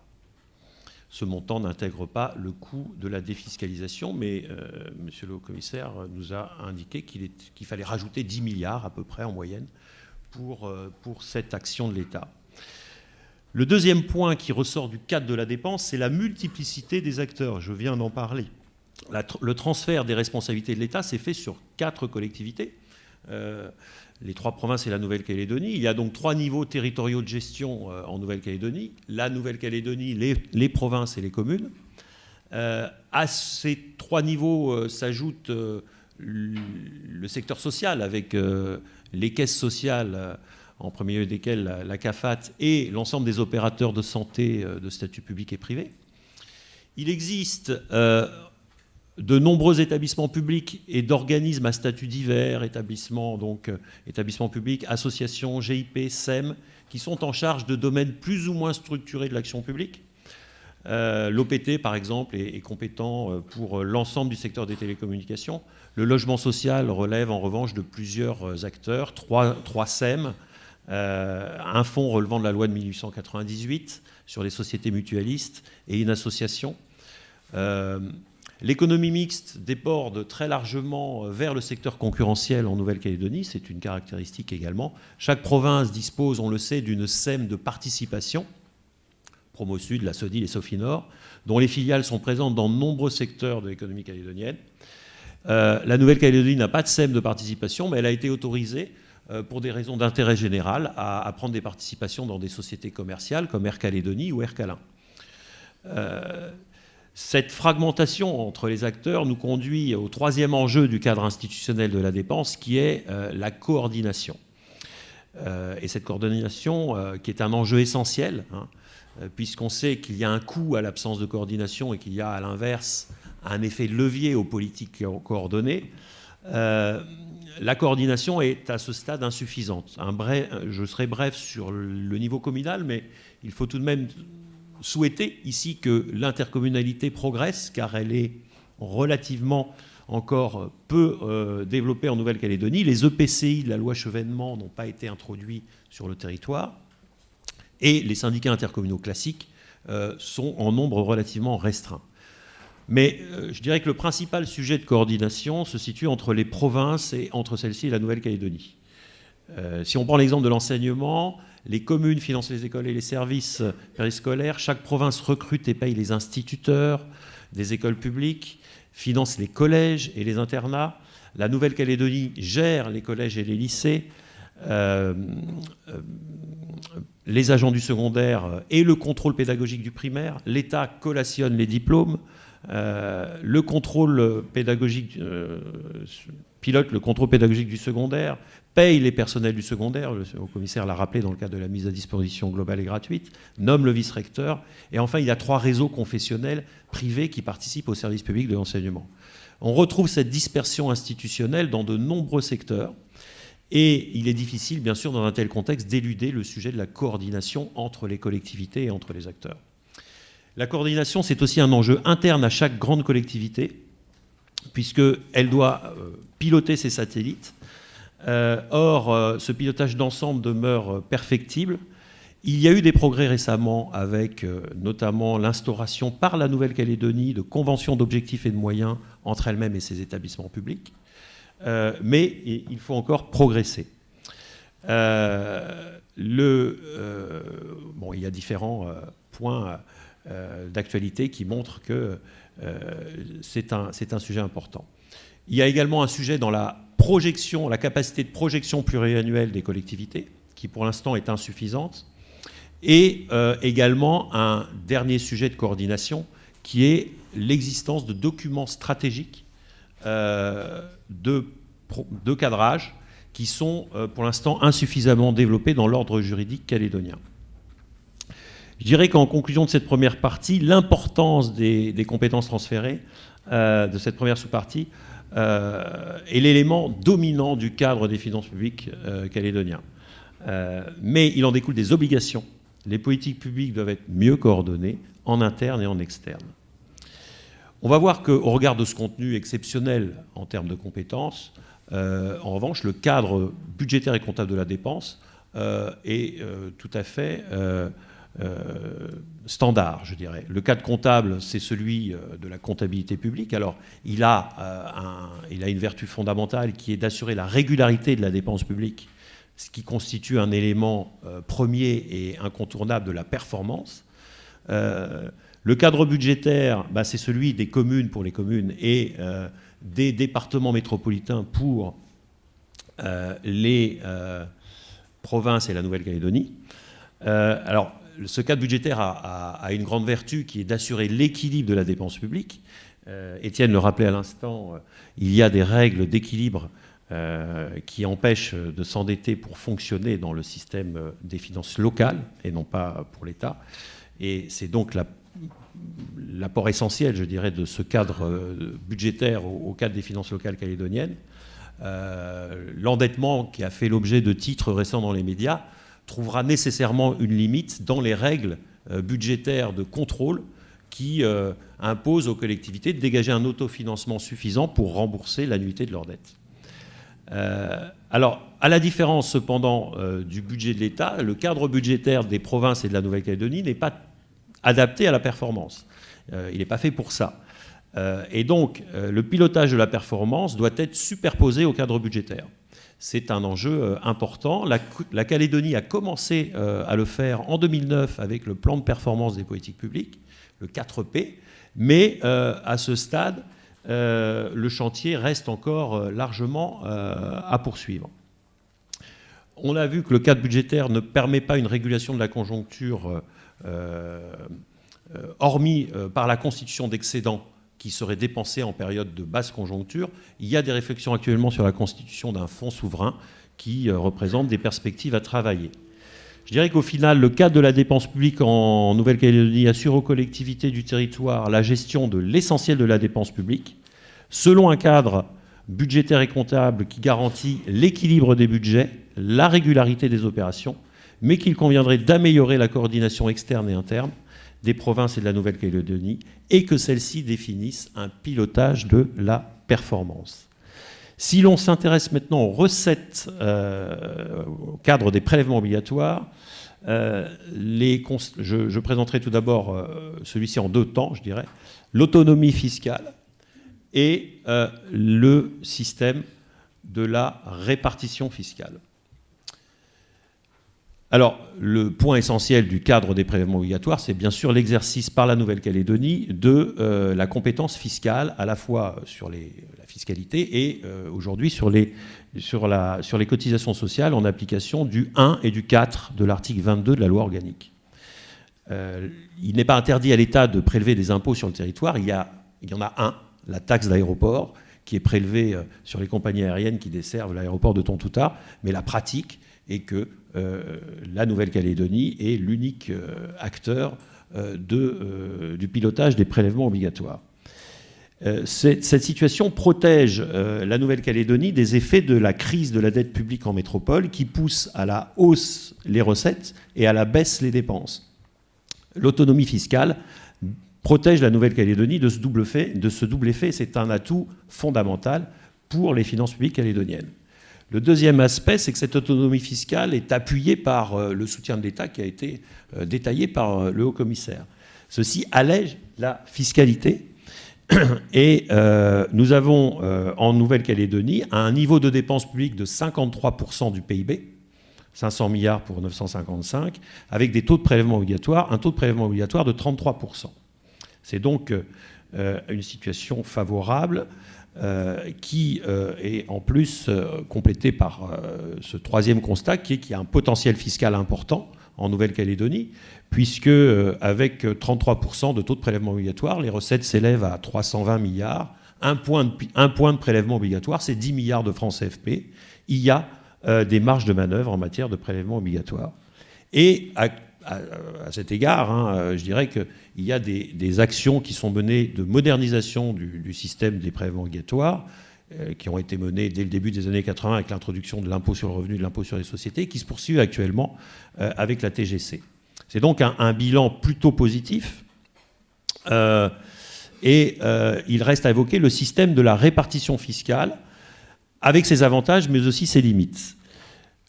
Il fonctionne de la manière suivante, c'est-à-dire que la Nouvelle-Calédonie centralise en fait l'ensemble des prélèvements fiscaux et réglementairement, en application de la loi organique, répartit ces prélèvements fiscaux entre elles-mêmes, les 3 provinces et les 33 communes.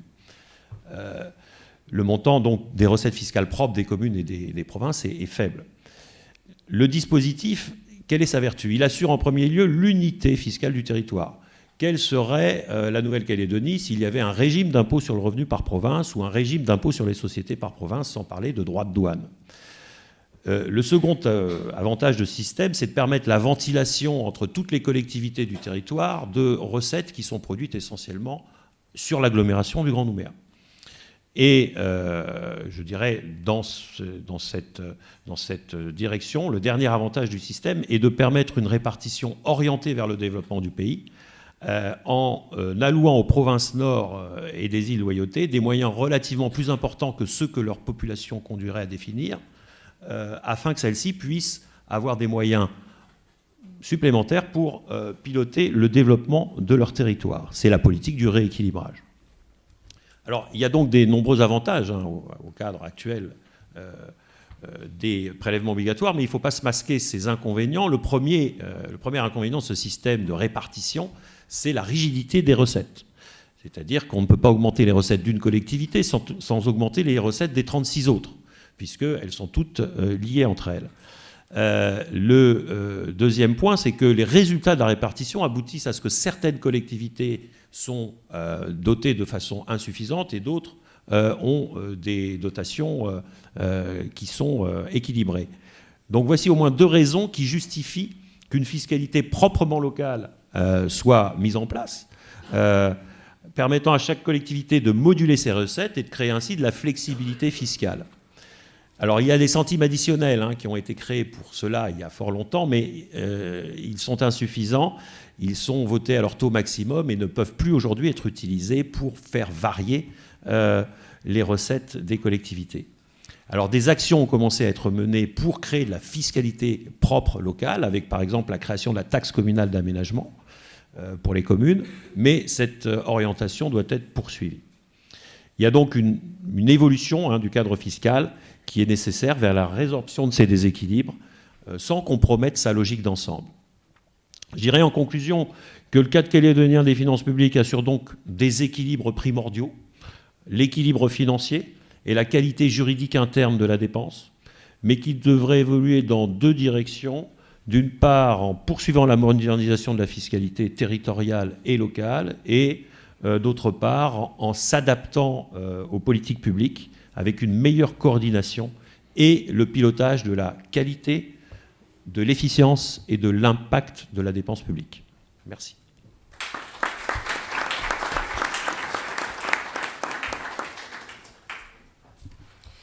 Merci beaucoup pour cette présentation qui nous permet donc de bien appréhender le cadre des finances publiques sur le territoire. Pour terminer ces présentations, nous allons à présent donc accueillir Mathieu Morando, responsable des études à l'Institut des missions d'outre-mer, qui va nous parler de la situation calédonienne, un sujet, comme cela a été souligné, qui est d'actualité, puisque on a eu la publication récente des comptes définitifs du gouvernement de la Nouvelle-Calédonie il y a peu de temps. Alors Mathieu, est-ce que ces comptes définitifs laissent apparaître ou pas un rythme soutenable ou insoutenable de l'endettement de la Nouvelle-Calédonie? La parole est à vous.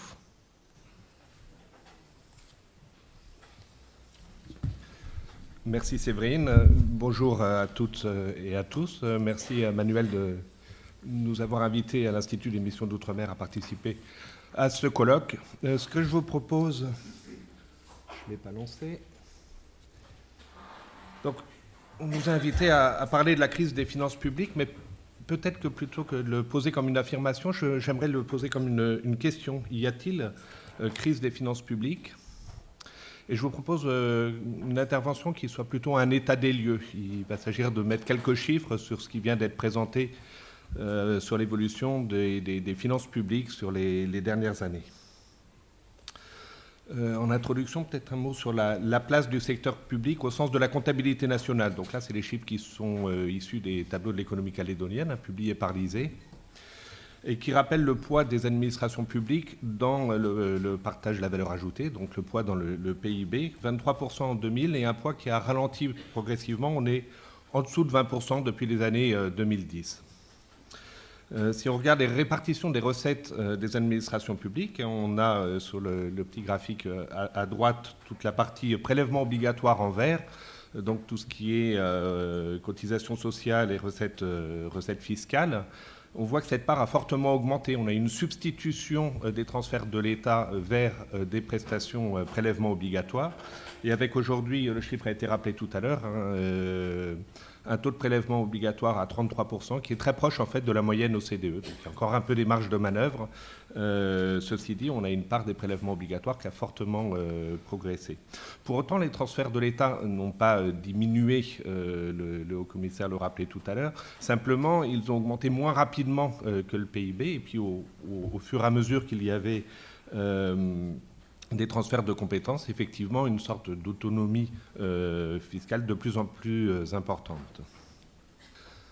On va commencer par regarder l'évolution des recettes, l'ensemble des recettes des administrations publiques. On voit qu'elles ralentissent, qu'elles se stabilisent même depuis quelques années, mais après avoir connu des rythmes de croissance extrêmement importants. Ce n'est pas propre aux recettes fiscales, c'est vraiment le reflet de l'histoire de l'économie de la Nouvelle-Calédonie qui a été extrêmement dynamique sur la période sur notamment les 15 dernières années, avec la construction des sites métallurgiques, mais beaucoup d'investissements publics aussi, et qui ont contribué à une croissance forte. Donc des recettes qui accompagnaient cette croissance forte. Et au-delà des effets volumes, évidemment, la mise en place, on l'a cité tout à l'heure, d'impôts complémentaires, donc une densification, je dirais, de toute la fiscalité. Alors un coup de frein très important, notamment sur les 2 dernières années. J'ai mis sur les 2 graphiques en bâton des taux de croissance annuels moyens sur des périodes, donc sur la période 2000-2010, sur la période 2010-2012, où on voit que finalement on était toujours sur des rythmes de croissance très importants, à la fois des recettes fiscales et des cotisations sociales. Et puis un grand coup de frein en 2012-2014, mais qui se prolonge, que ce soit sur les impôts, que ce soit sur les cotisations sociales, même si on est encore à 3% de progression des recettes sociales, donc ce n'est pas négligeable du tout, mais ça n'est pas du tout les rythmes qu'on observait par le passé. Et puis des autres transferts qui continuent à croître, mais qui croissent un petit peu moins rapidement et surtout qui étaient depuis déjà longtemps dans des rythmes de croissance inférieurs. Alors, ce ralentissement est marqué pour tous les compartiments, que ce soit les impôts, recettes fiscales, que ce soit les cotisations sociales, mais qui affecte aussi tous les organismes collecteurs. Le petit graphique en bas, on est avant toute redistribution, et on voit que quel que soit l'organisme collecteur, on a vraiment un coup de frein extrêmement important.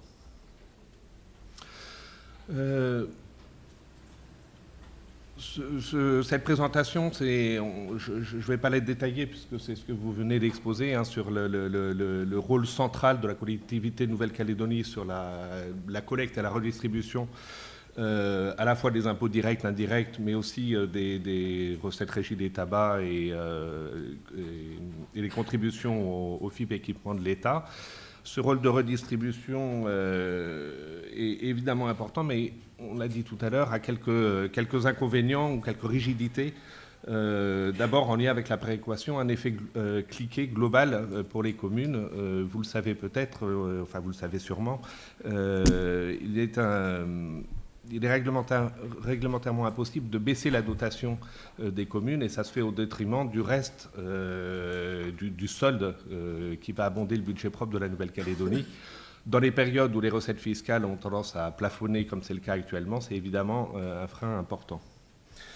Un enjeu aussi, dans le rééquilibrage entre les provinces, c'est quelque chose qui est volontaire, qui avait une vocation effectivement de rééquilibrage, tout est dans le titre, mais qui aujourd'hui a un peu ses limites aussi en raison du ralentissement de la ressource globale, et notamment évidemment des tensions importantes pour la province sud, qui a une population en forte croissance et qui n'a pas des dotations proportionnées. Enfin, concernant les communes, un deuxième effet cliquet qui est simplement, qui est là aussi lié au fait qu'il est impossible de revenir en arrière sur les dotations, et ça se fait au détriment de communes qui connaissent une croissance rapide de leur population.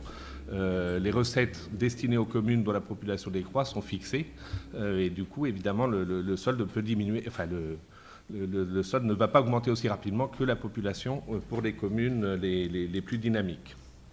Donc, je pense que nos débats les prochains jours vont revenir aussi sur ces questions, mais la volonté politique du rééquilibrage, ces règles de fonctionnement ont vraiment leur raison d'être, mais trouvent aujourd'hui leurs limites simplement parce qu'on est dans une ressource moins abondante. On a parlé un peu tout à l'heure de l'effet ciseau, on le visualise ici. L'effet ciseau, c'est un tassement des recettes qui est plus rapide et plus prononcé que le ralentissement des dépenses. Alors on le voit ici de manière globale pour la collectivité Nouvelle-Calédonie, les provinces et les communes, même si on a aussi des dépenses qui ralentissent. On a une rationalisation des budgets, des dépenses notamment de fonctionnement dans les différentes collectivités, et ça se voit dans les chiffres et c'est une bonne nouvelle. Mais effectivement, un effet ciseau qui est apparu, qu'on peut détailler par collectivité. Alors, il va concerner un peu différemment les différentes collectivités, mais enfin toutes sont confrontées ou le seront à cet effet ciseau à un moment ou à un autre. Pour l'instant, il a été très marqué sur la province nord, province des îles, mais aussi évidemment pour le territoire.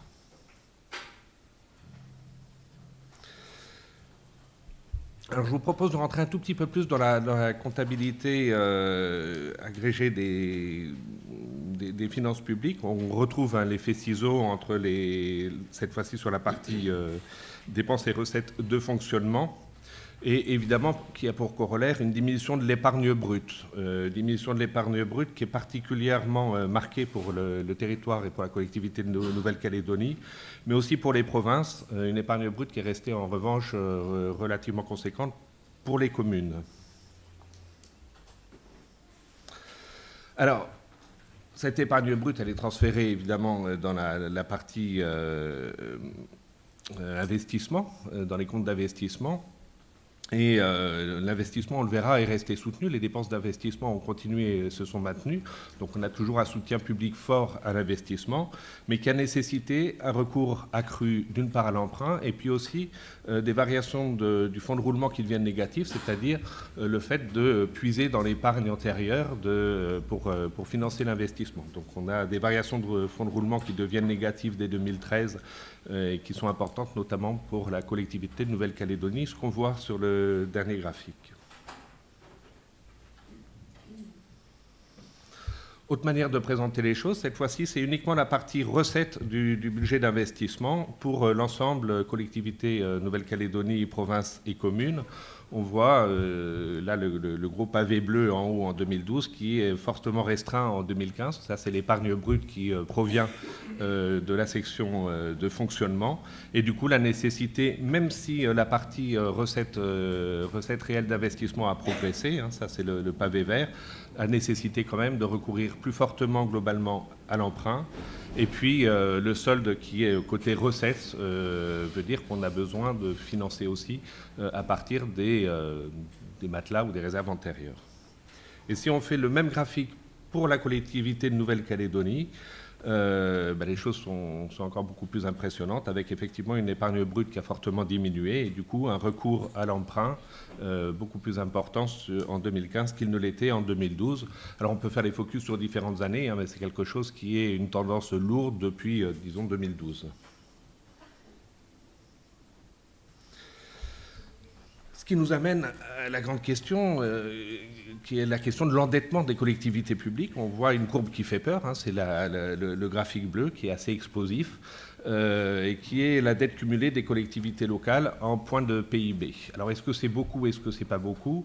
Mon sentiment, c'est qu'on a un endettement public qui est aujourd'hui soutenable. On est dans des références qui sont à 14% du PIB, dépasse un petit peu ce qu'on a sur le territoire national quand on regarde la dette cumulée des communes, des régions et des départements, mais finalement avec des prérogatives qui sont plus importantes. Hein, la Nouvelle-Calédonie, Nouvelle-Calédonie, province et communes ont un rôle beaucoup plus important que les collectivités locales sur le territoire national, puisque, comme cela a été rappelé, un certain nombre de compétences sont aujourd'hui portées par notamment collectivités et les provinces.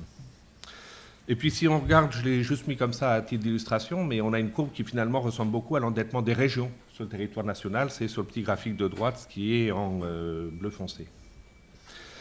Alors, l'encours des crédits, des crédits augmente fortement. On a encore eu 26% d'augmentation en 2016. On voit qu'on est passé de moins de 6% du PIB en 2006 à 14% en 2016. Donc si l'endettement est soutenable, sans doute que le rythme d'endettement n'est absolument pas soutenable et qu'il va falloir trouver des solutions pour endiguer cette accélération.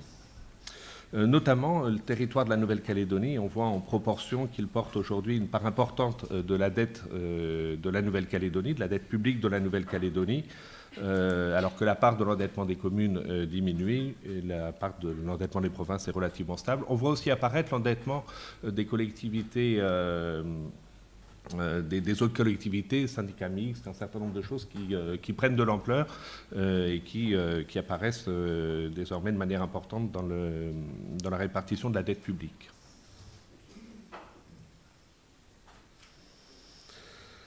Alors cette dette accélère forcément, mais en même temps c'est une bonne chose puisque c'est ce qui a permis de continuer à faire de l'investissement public. On a de l'investissement public qui s'est maintenu dans une période de ralentissement économique, mais pour faire face à des besoins qui restent importants sur le territoire. Et ce qu'on constate, c'est que la collectivité de Nouvelle-Calédonie est passée d'un rôle de régulateur de plus en plus à un rôle d'investisseur en intervenant directement dans un certain nombre de financements d'investissement.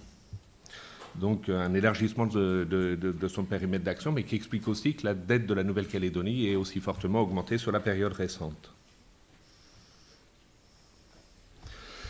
J'en ai pas parlé, on a, je crois, demain une partie très complète sur l'enjeu des comptes sociaux, qui est évidemment un enjeu extrêmement important. J'ai juste mis quelques focus, là, extraits des chiffres clés du rapport d'activité de la CAFAT. Je crois que les chiffres parlent d'eux-mêmes. Il y a un focus particulier sur les comptes sociaux, sur l'enjeu des comptes sociaux et sur des déficits, notamment sur l'assurance maladie, sur les prestations familiales. Et puis des comptes du chômage qui pour l'instant restent contenus, mais un ralentissement économique qui pourrait à moyen terme poser quelques problèmes aussi sur ce compartiment. Et je suis un petit peu tôt, je n'ai pas encore eu le 5 minutes, mais je voulais prendre un petit peu de temps pour les conclusions. Donc j'ai beaucoup de diapos de conclusions. Simplement pour revenir sur, à mon sens, les rigidités et les menaces d'un côté, puis les atouts et les perspectives en matière de comptabilité publique. Rigidité et menaces, un premier point à souligner, c'est le poids croissant des recettes préaffectées. On en parlait tout à l'heure, hein, des centimes additionnels qui sont aujourd'hui votés à leur taux maximum, mais aussi d'autres sources préaffectées. Alors là, ce qui est bien, c'est que ça permet de sanctuariser un certain nombre d'interventions. Mais le problème, c'est que ça proportionne la dépense à la ressource. Donc on n'a pas d'ajustement possible. Si on a des besoins plus importants, on va être coincé par ces recettes qui sont figées. Et c'est évidemment un frein. Et puis dans l'autre sens, reprendre l'image du tour de la caserne, c'est-à-dire qu'on a des dépenses préaffectées. Si on n'a pas besoin d'autant, c'est compliqué de réaffecter et d'utiliser à d'autres fins. Et puis, à mon sens, une autre rigidité et menace, c'est le poids extrêmement important du hors-bilan. Alors j'ai juste fait le focus sur les SEM des provinces. Je pense que c'est illisible et c'est un peu le but, c'est de vous montrer un petit peu les nébuleuses sur les domaines d'intervention des 3 SEM, des bras armés des provinces. Il y a des codes couleurs, je ne vous les détaille pas, mais à chaque fois, on va retrouver des interventions dans le domaine du tourisme, des interventions dans le domaine de l'agriculture, de l'aquaculture, des interventions dans le domaine des transports, donc des choses qui sont évidemment pertinentes, mais qui en même temps font peser un risque fort si on continue à avoir un tarissement des recettes.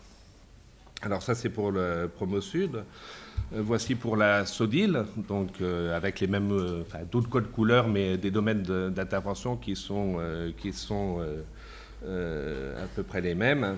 Et puis, pour finir en beauté, évidemment, Nord Avenir, il n'y a pas Sophie Nord ici, mais Nord Avenir avec des interventions dans des domaines extrêmement importants. Alors, on voit bien que pour l'instant, ça fonctionne parce qu'un matelas a été constitué. On sort d'années de croissance très importante, donc, mais si les nouvelles devenaient plus mauvaises ou plus durablement mauvaises sur le nickel, on pourrait avoir des situations très, très, très difficiles et effectivement avec des effets de contagion, des effets en cascade qui seraient difficiles à contenir. Alors il y a des atouts et des perspectives aussi, je le disais, un matelas important. On a heureusement pu aborder la crise ou aborder le ralentissement des recettes dans un environnement relativement favorable, puisqu'on sortait d'années de croissance très importantes, qui ont permis quand même de démarrer avec un endettement des collectivités locales très faible. Donc on avait la capacité d'emprunter, et ce que je disais tout à l'heure, on a aujourd'hui un endettement soutenable. C'est son rythme qui ne l'est sans doute pas. Et puis, alors c'est peut-être un peu provocant de le mettre dans les atouts et perspectives, mais je voulais parler quand même un petit peu du nickel et finalement d'intervention sur le nickel. On a ici des courbes en indice qui montrent qu'en 10 ans, la production de minerais a été multipliée par 2,5, c'est les courbes bleues. La production de produits du nickel a quasiment doublé, donc ça c'est évidemment l'effet en volume de la montée en charge de nos 2 nouvelles usines. Alors en valeur, c'est moins bien, on le sait bien. Le niveau des cours mondiaux du nickel aujourd'hui et puis est dans une situation qui dure, fait qu'on n'a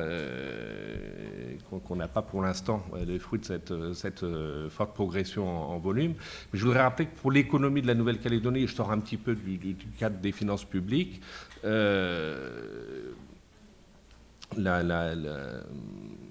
la montée de la production en volume, ça apporte de l'emploi. Alors évidemment, Quand on n'est pas rentable, les métallurgistes sont contraints à réduire leur cash cost, à prendre un certain nombre de mesures qui affectent déjà évidemment les sous-traitants et tout.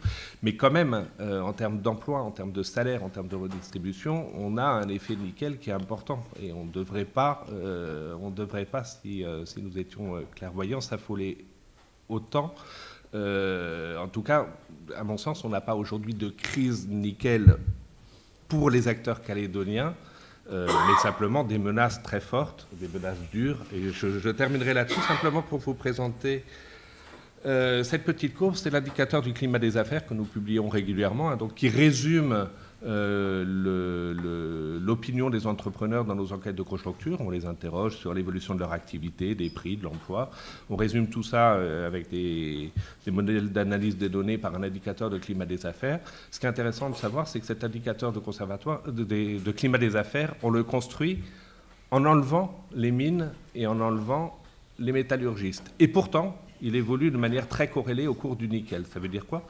Ça veut dire que nos acteurs, nos entrepreneurs sont complètement formatés, sont complètement, et c'est normal par rapport au poids dans l'économie du nickel, par cette évolution des cours. Donc on le voit on le voit en 2012, on le voit surtout sur toute la période récente avec des cours qui sont fortement dégradés. Ça impacte très fortement les perspectives d'investissement des entrepreneurs hors nickel.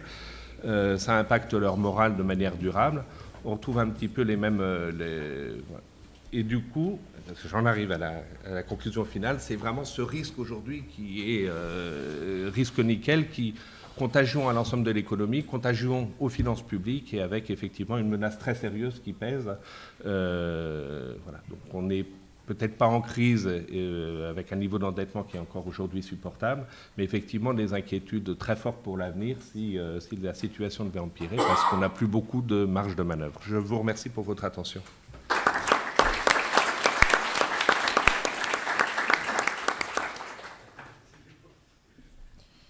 Bien, merci beaucoup. Merci à tous les trois pour ces présentations très enrichissantes.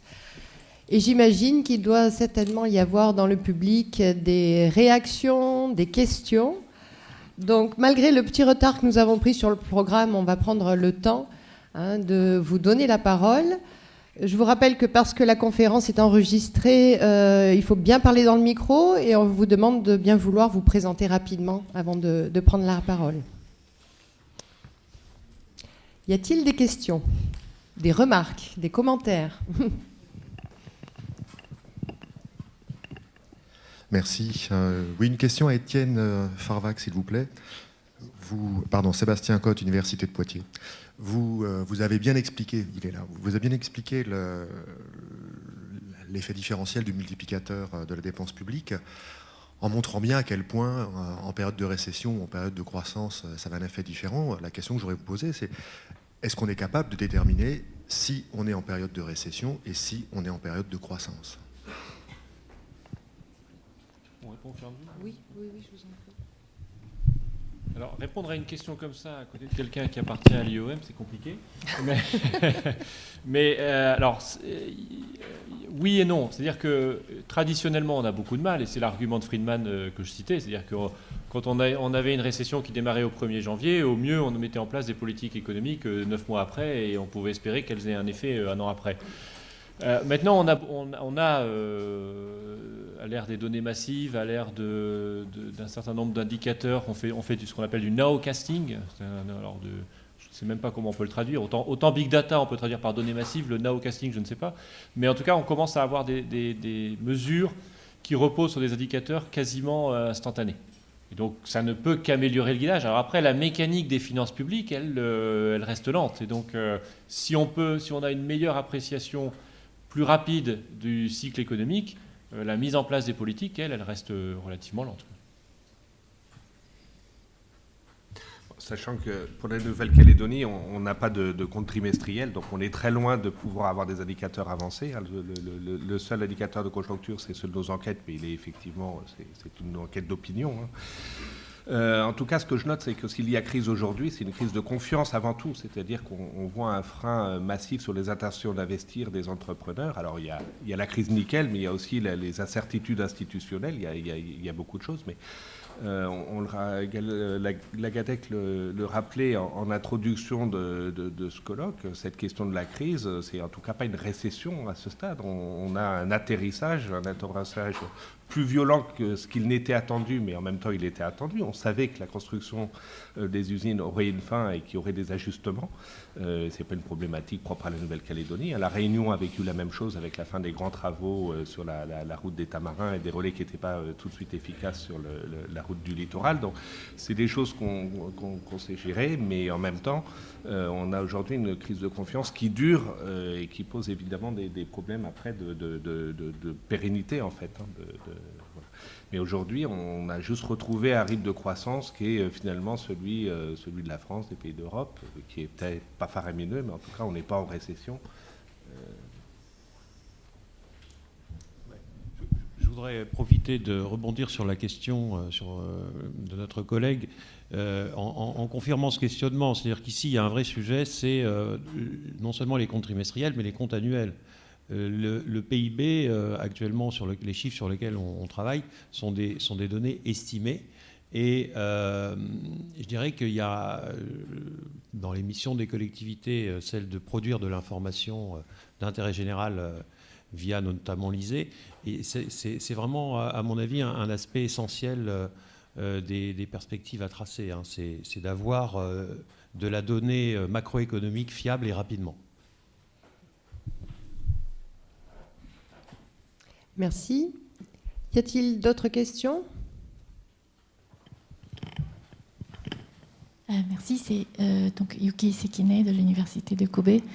J'ai plutôt un commentaire, c'est un commentaire plutôt qu'une question sur la présentation de M. Farvac et l'allusion à la malédiction de Juncker que je ne connaissais pas, mais qui m'a rappelé que l'un de nos anciens premiers ministres, le Premier ministre Noda, qui a effectué une réforme très importante de la sécurité sociale et des taxes en 2012. Comme je vais en parler demain, le vieillissement de la population au Japon est une des causes principales, c'est une des grandes causes de l'endettement. Et beaucoup de spécialistes, des économistes et des juristes étaient unanimes sur le fait qu'une hausse des taxes était indispensable au redressement de l'économie. Et donc, en fait, ils ont un petit peu préparé le terrain au gouvernement, et le Premier ministre Noda, notamment, a pris la décision en pleine connaissance, en pleine conscience des risques électoraux, et même en le disant, il disait je sais que je risque ma vie politique, mais je veux quand même prendre la responsabilité de le faire. Il a pris la décision d'augmenter la taxe sur la consommation, ce qui lui a effectivement coûté. Donc ils ont perdu les élections après, mais c'était une attitude qui a été perçue par une grande partie du public comme une attitude assez responsable, et enfin, même s'il a perdu les élections, ça a été quand même perçu comme un acte très courageux. Voilà, c'est juste un commentaire. Merci. Il y a une question. Je dirais, comme on a beaucoup parlé de l'équilibre des finances publiques, de l'endettement, de la nécessité ou non de s'en inquiéter, je voudrais simplement rappeler qu'on est dans ce cadre budgétaire des collectivités locales et que les règles sont assez strictes concernant l'endettement des organismes soumis aux règles de la comptabilité publique, c'est-à-dire que la CAFAT n'en fait pas partie. Donc s'il y a un risque d'endettement, je dirais qu'il sera nécessairement géré dans le cadre du contrôle budgétaire exercé par l'État sur les budgets des collectivités.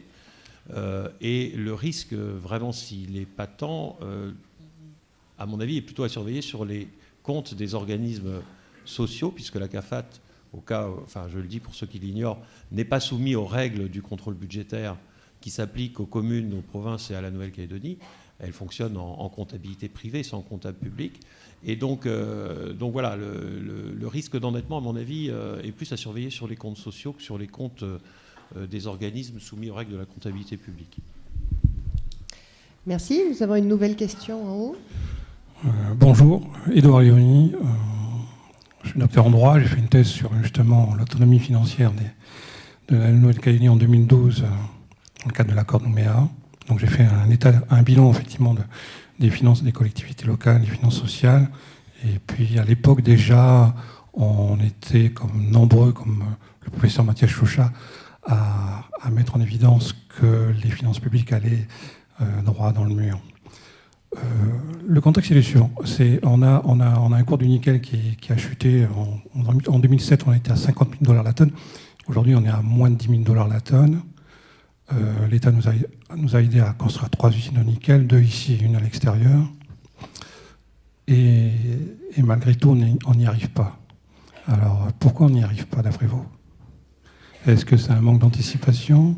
Est-ce que c'est simplement de l'incompétence? Ou simplement, dans le cadre du fonctionnement de l'accord de Nouméa, on arrive à une crise des finances publiques juste à la fin de l'accord? Donc, il y a effectivement une dimension économique.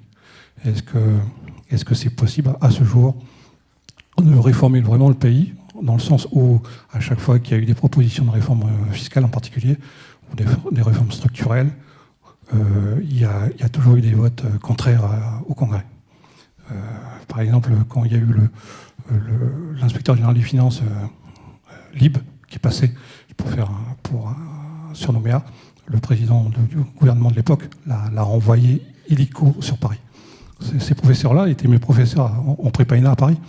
Donc quand on traite un IGF de cette manière-là, on peut comprendre que réformer un pays, c'est pas simple. Ici en particulier.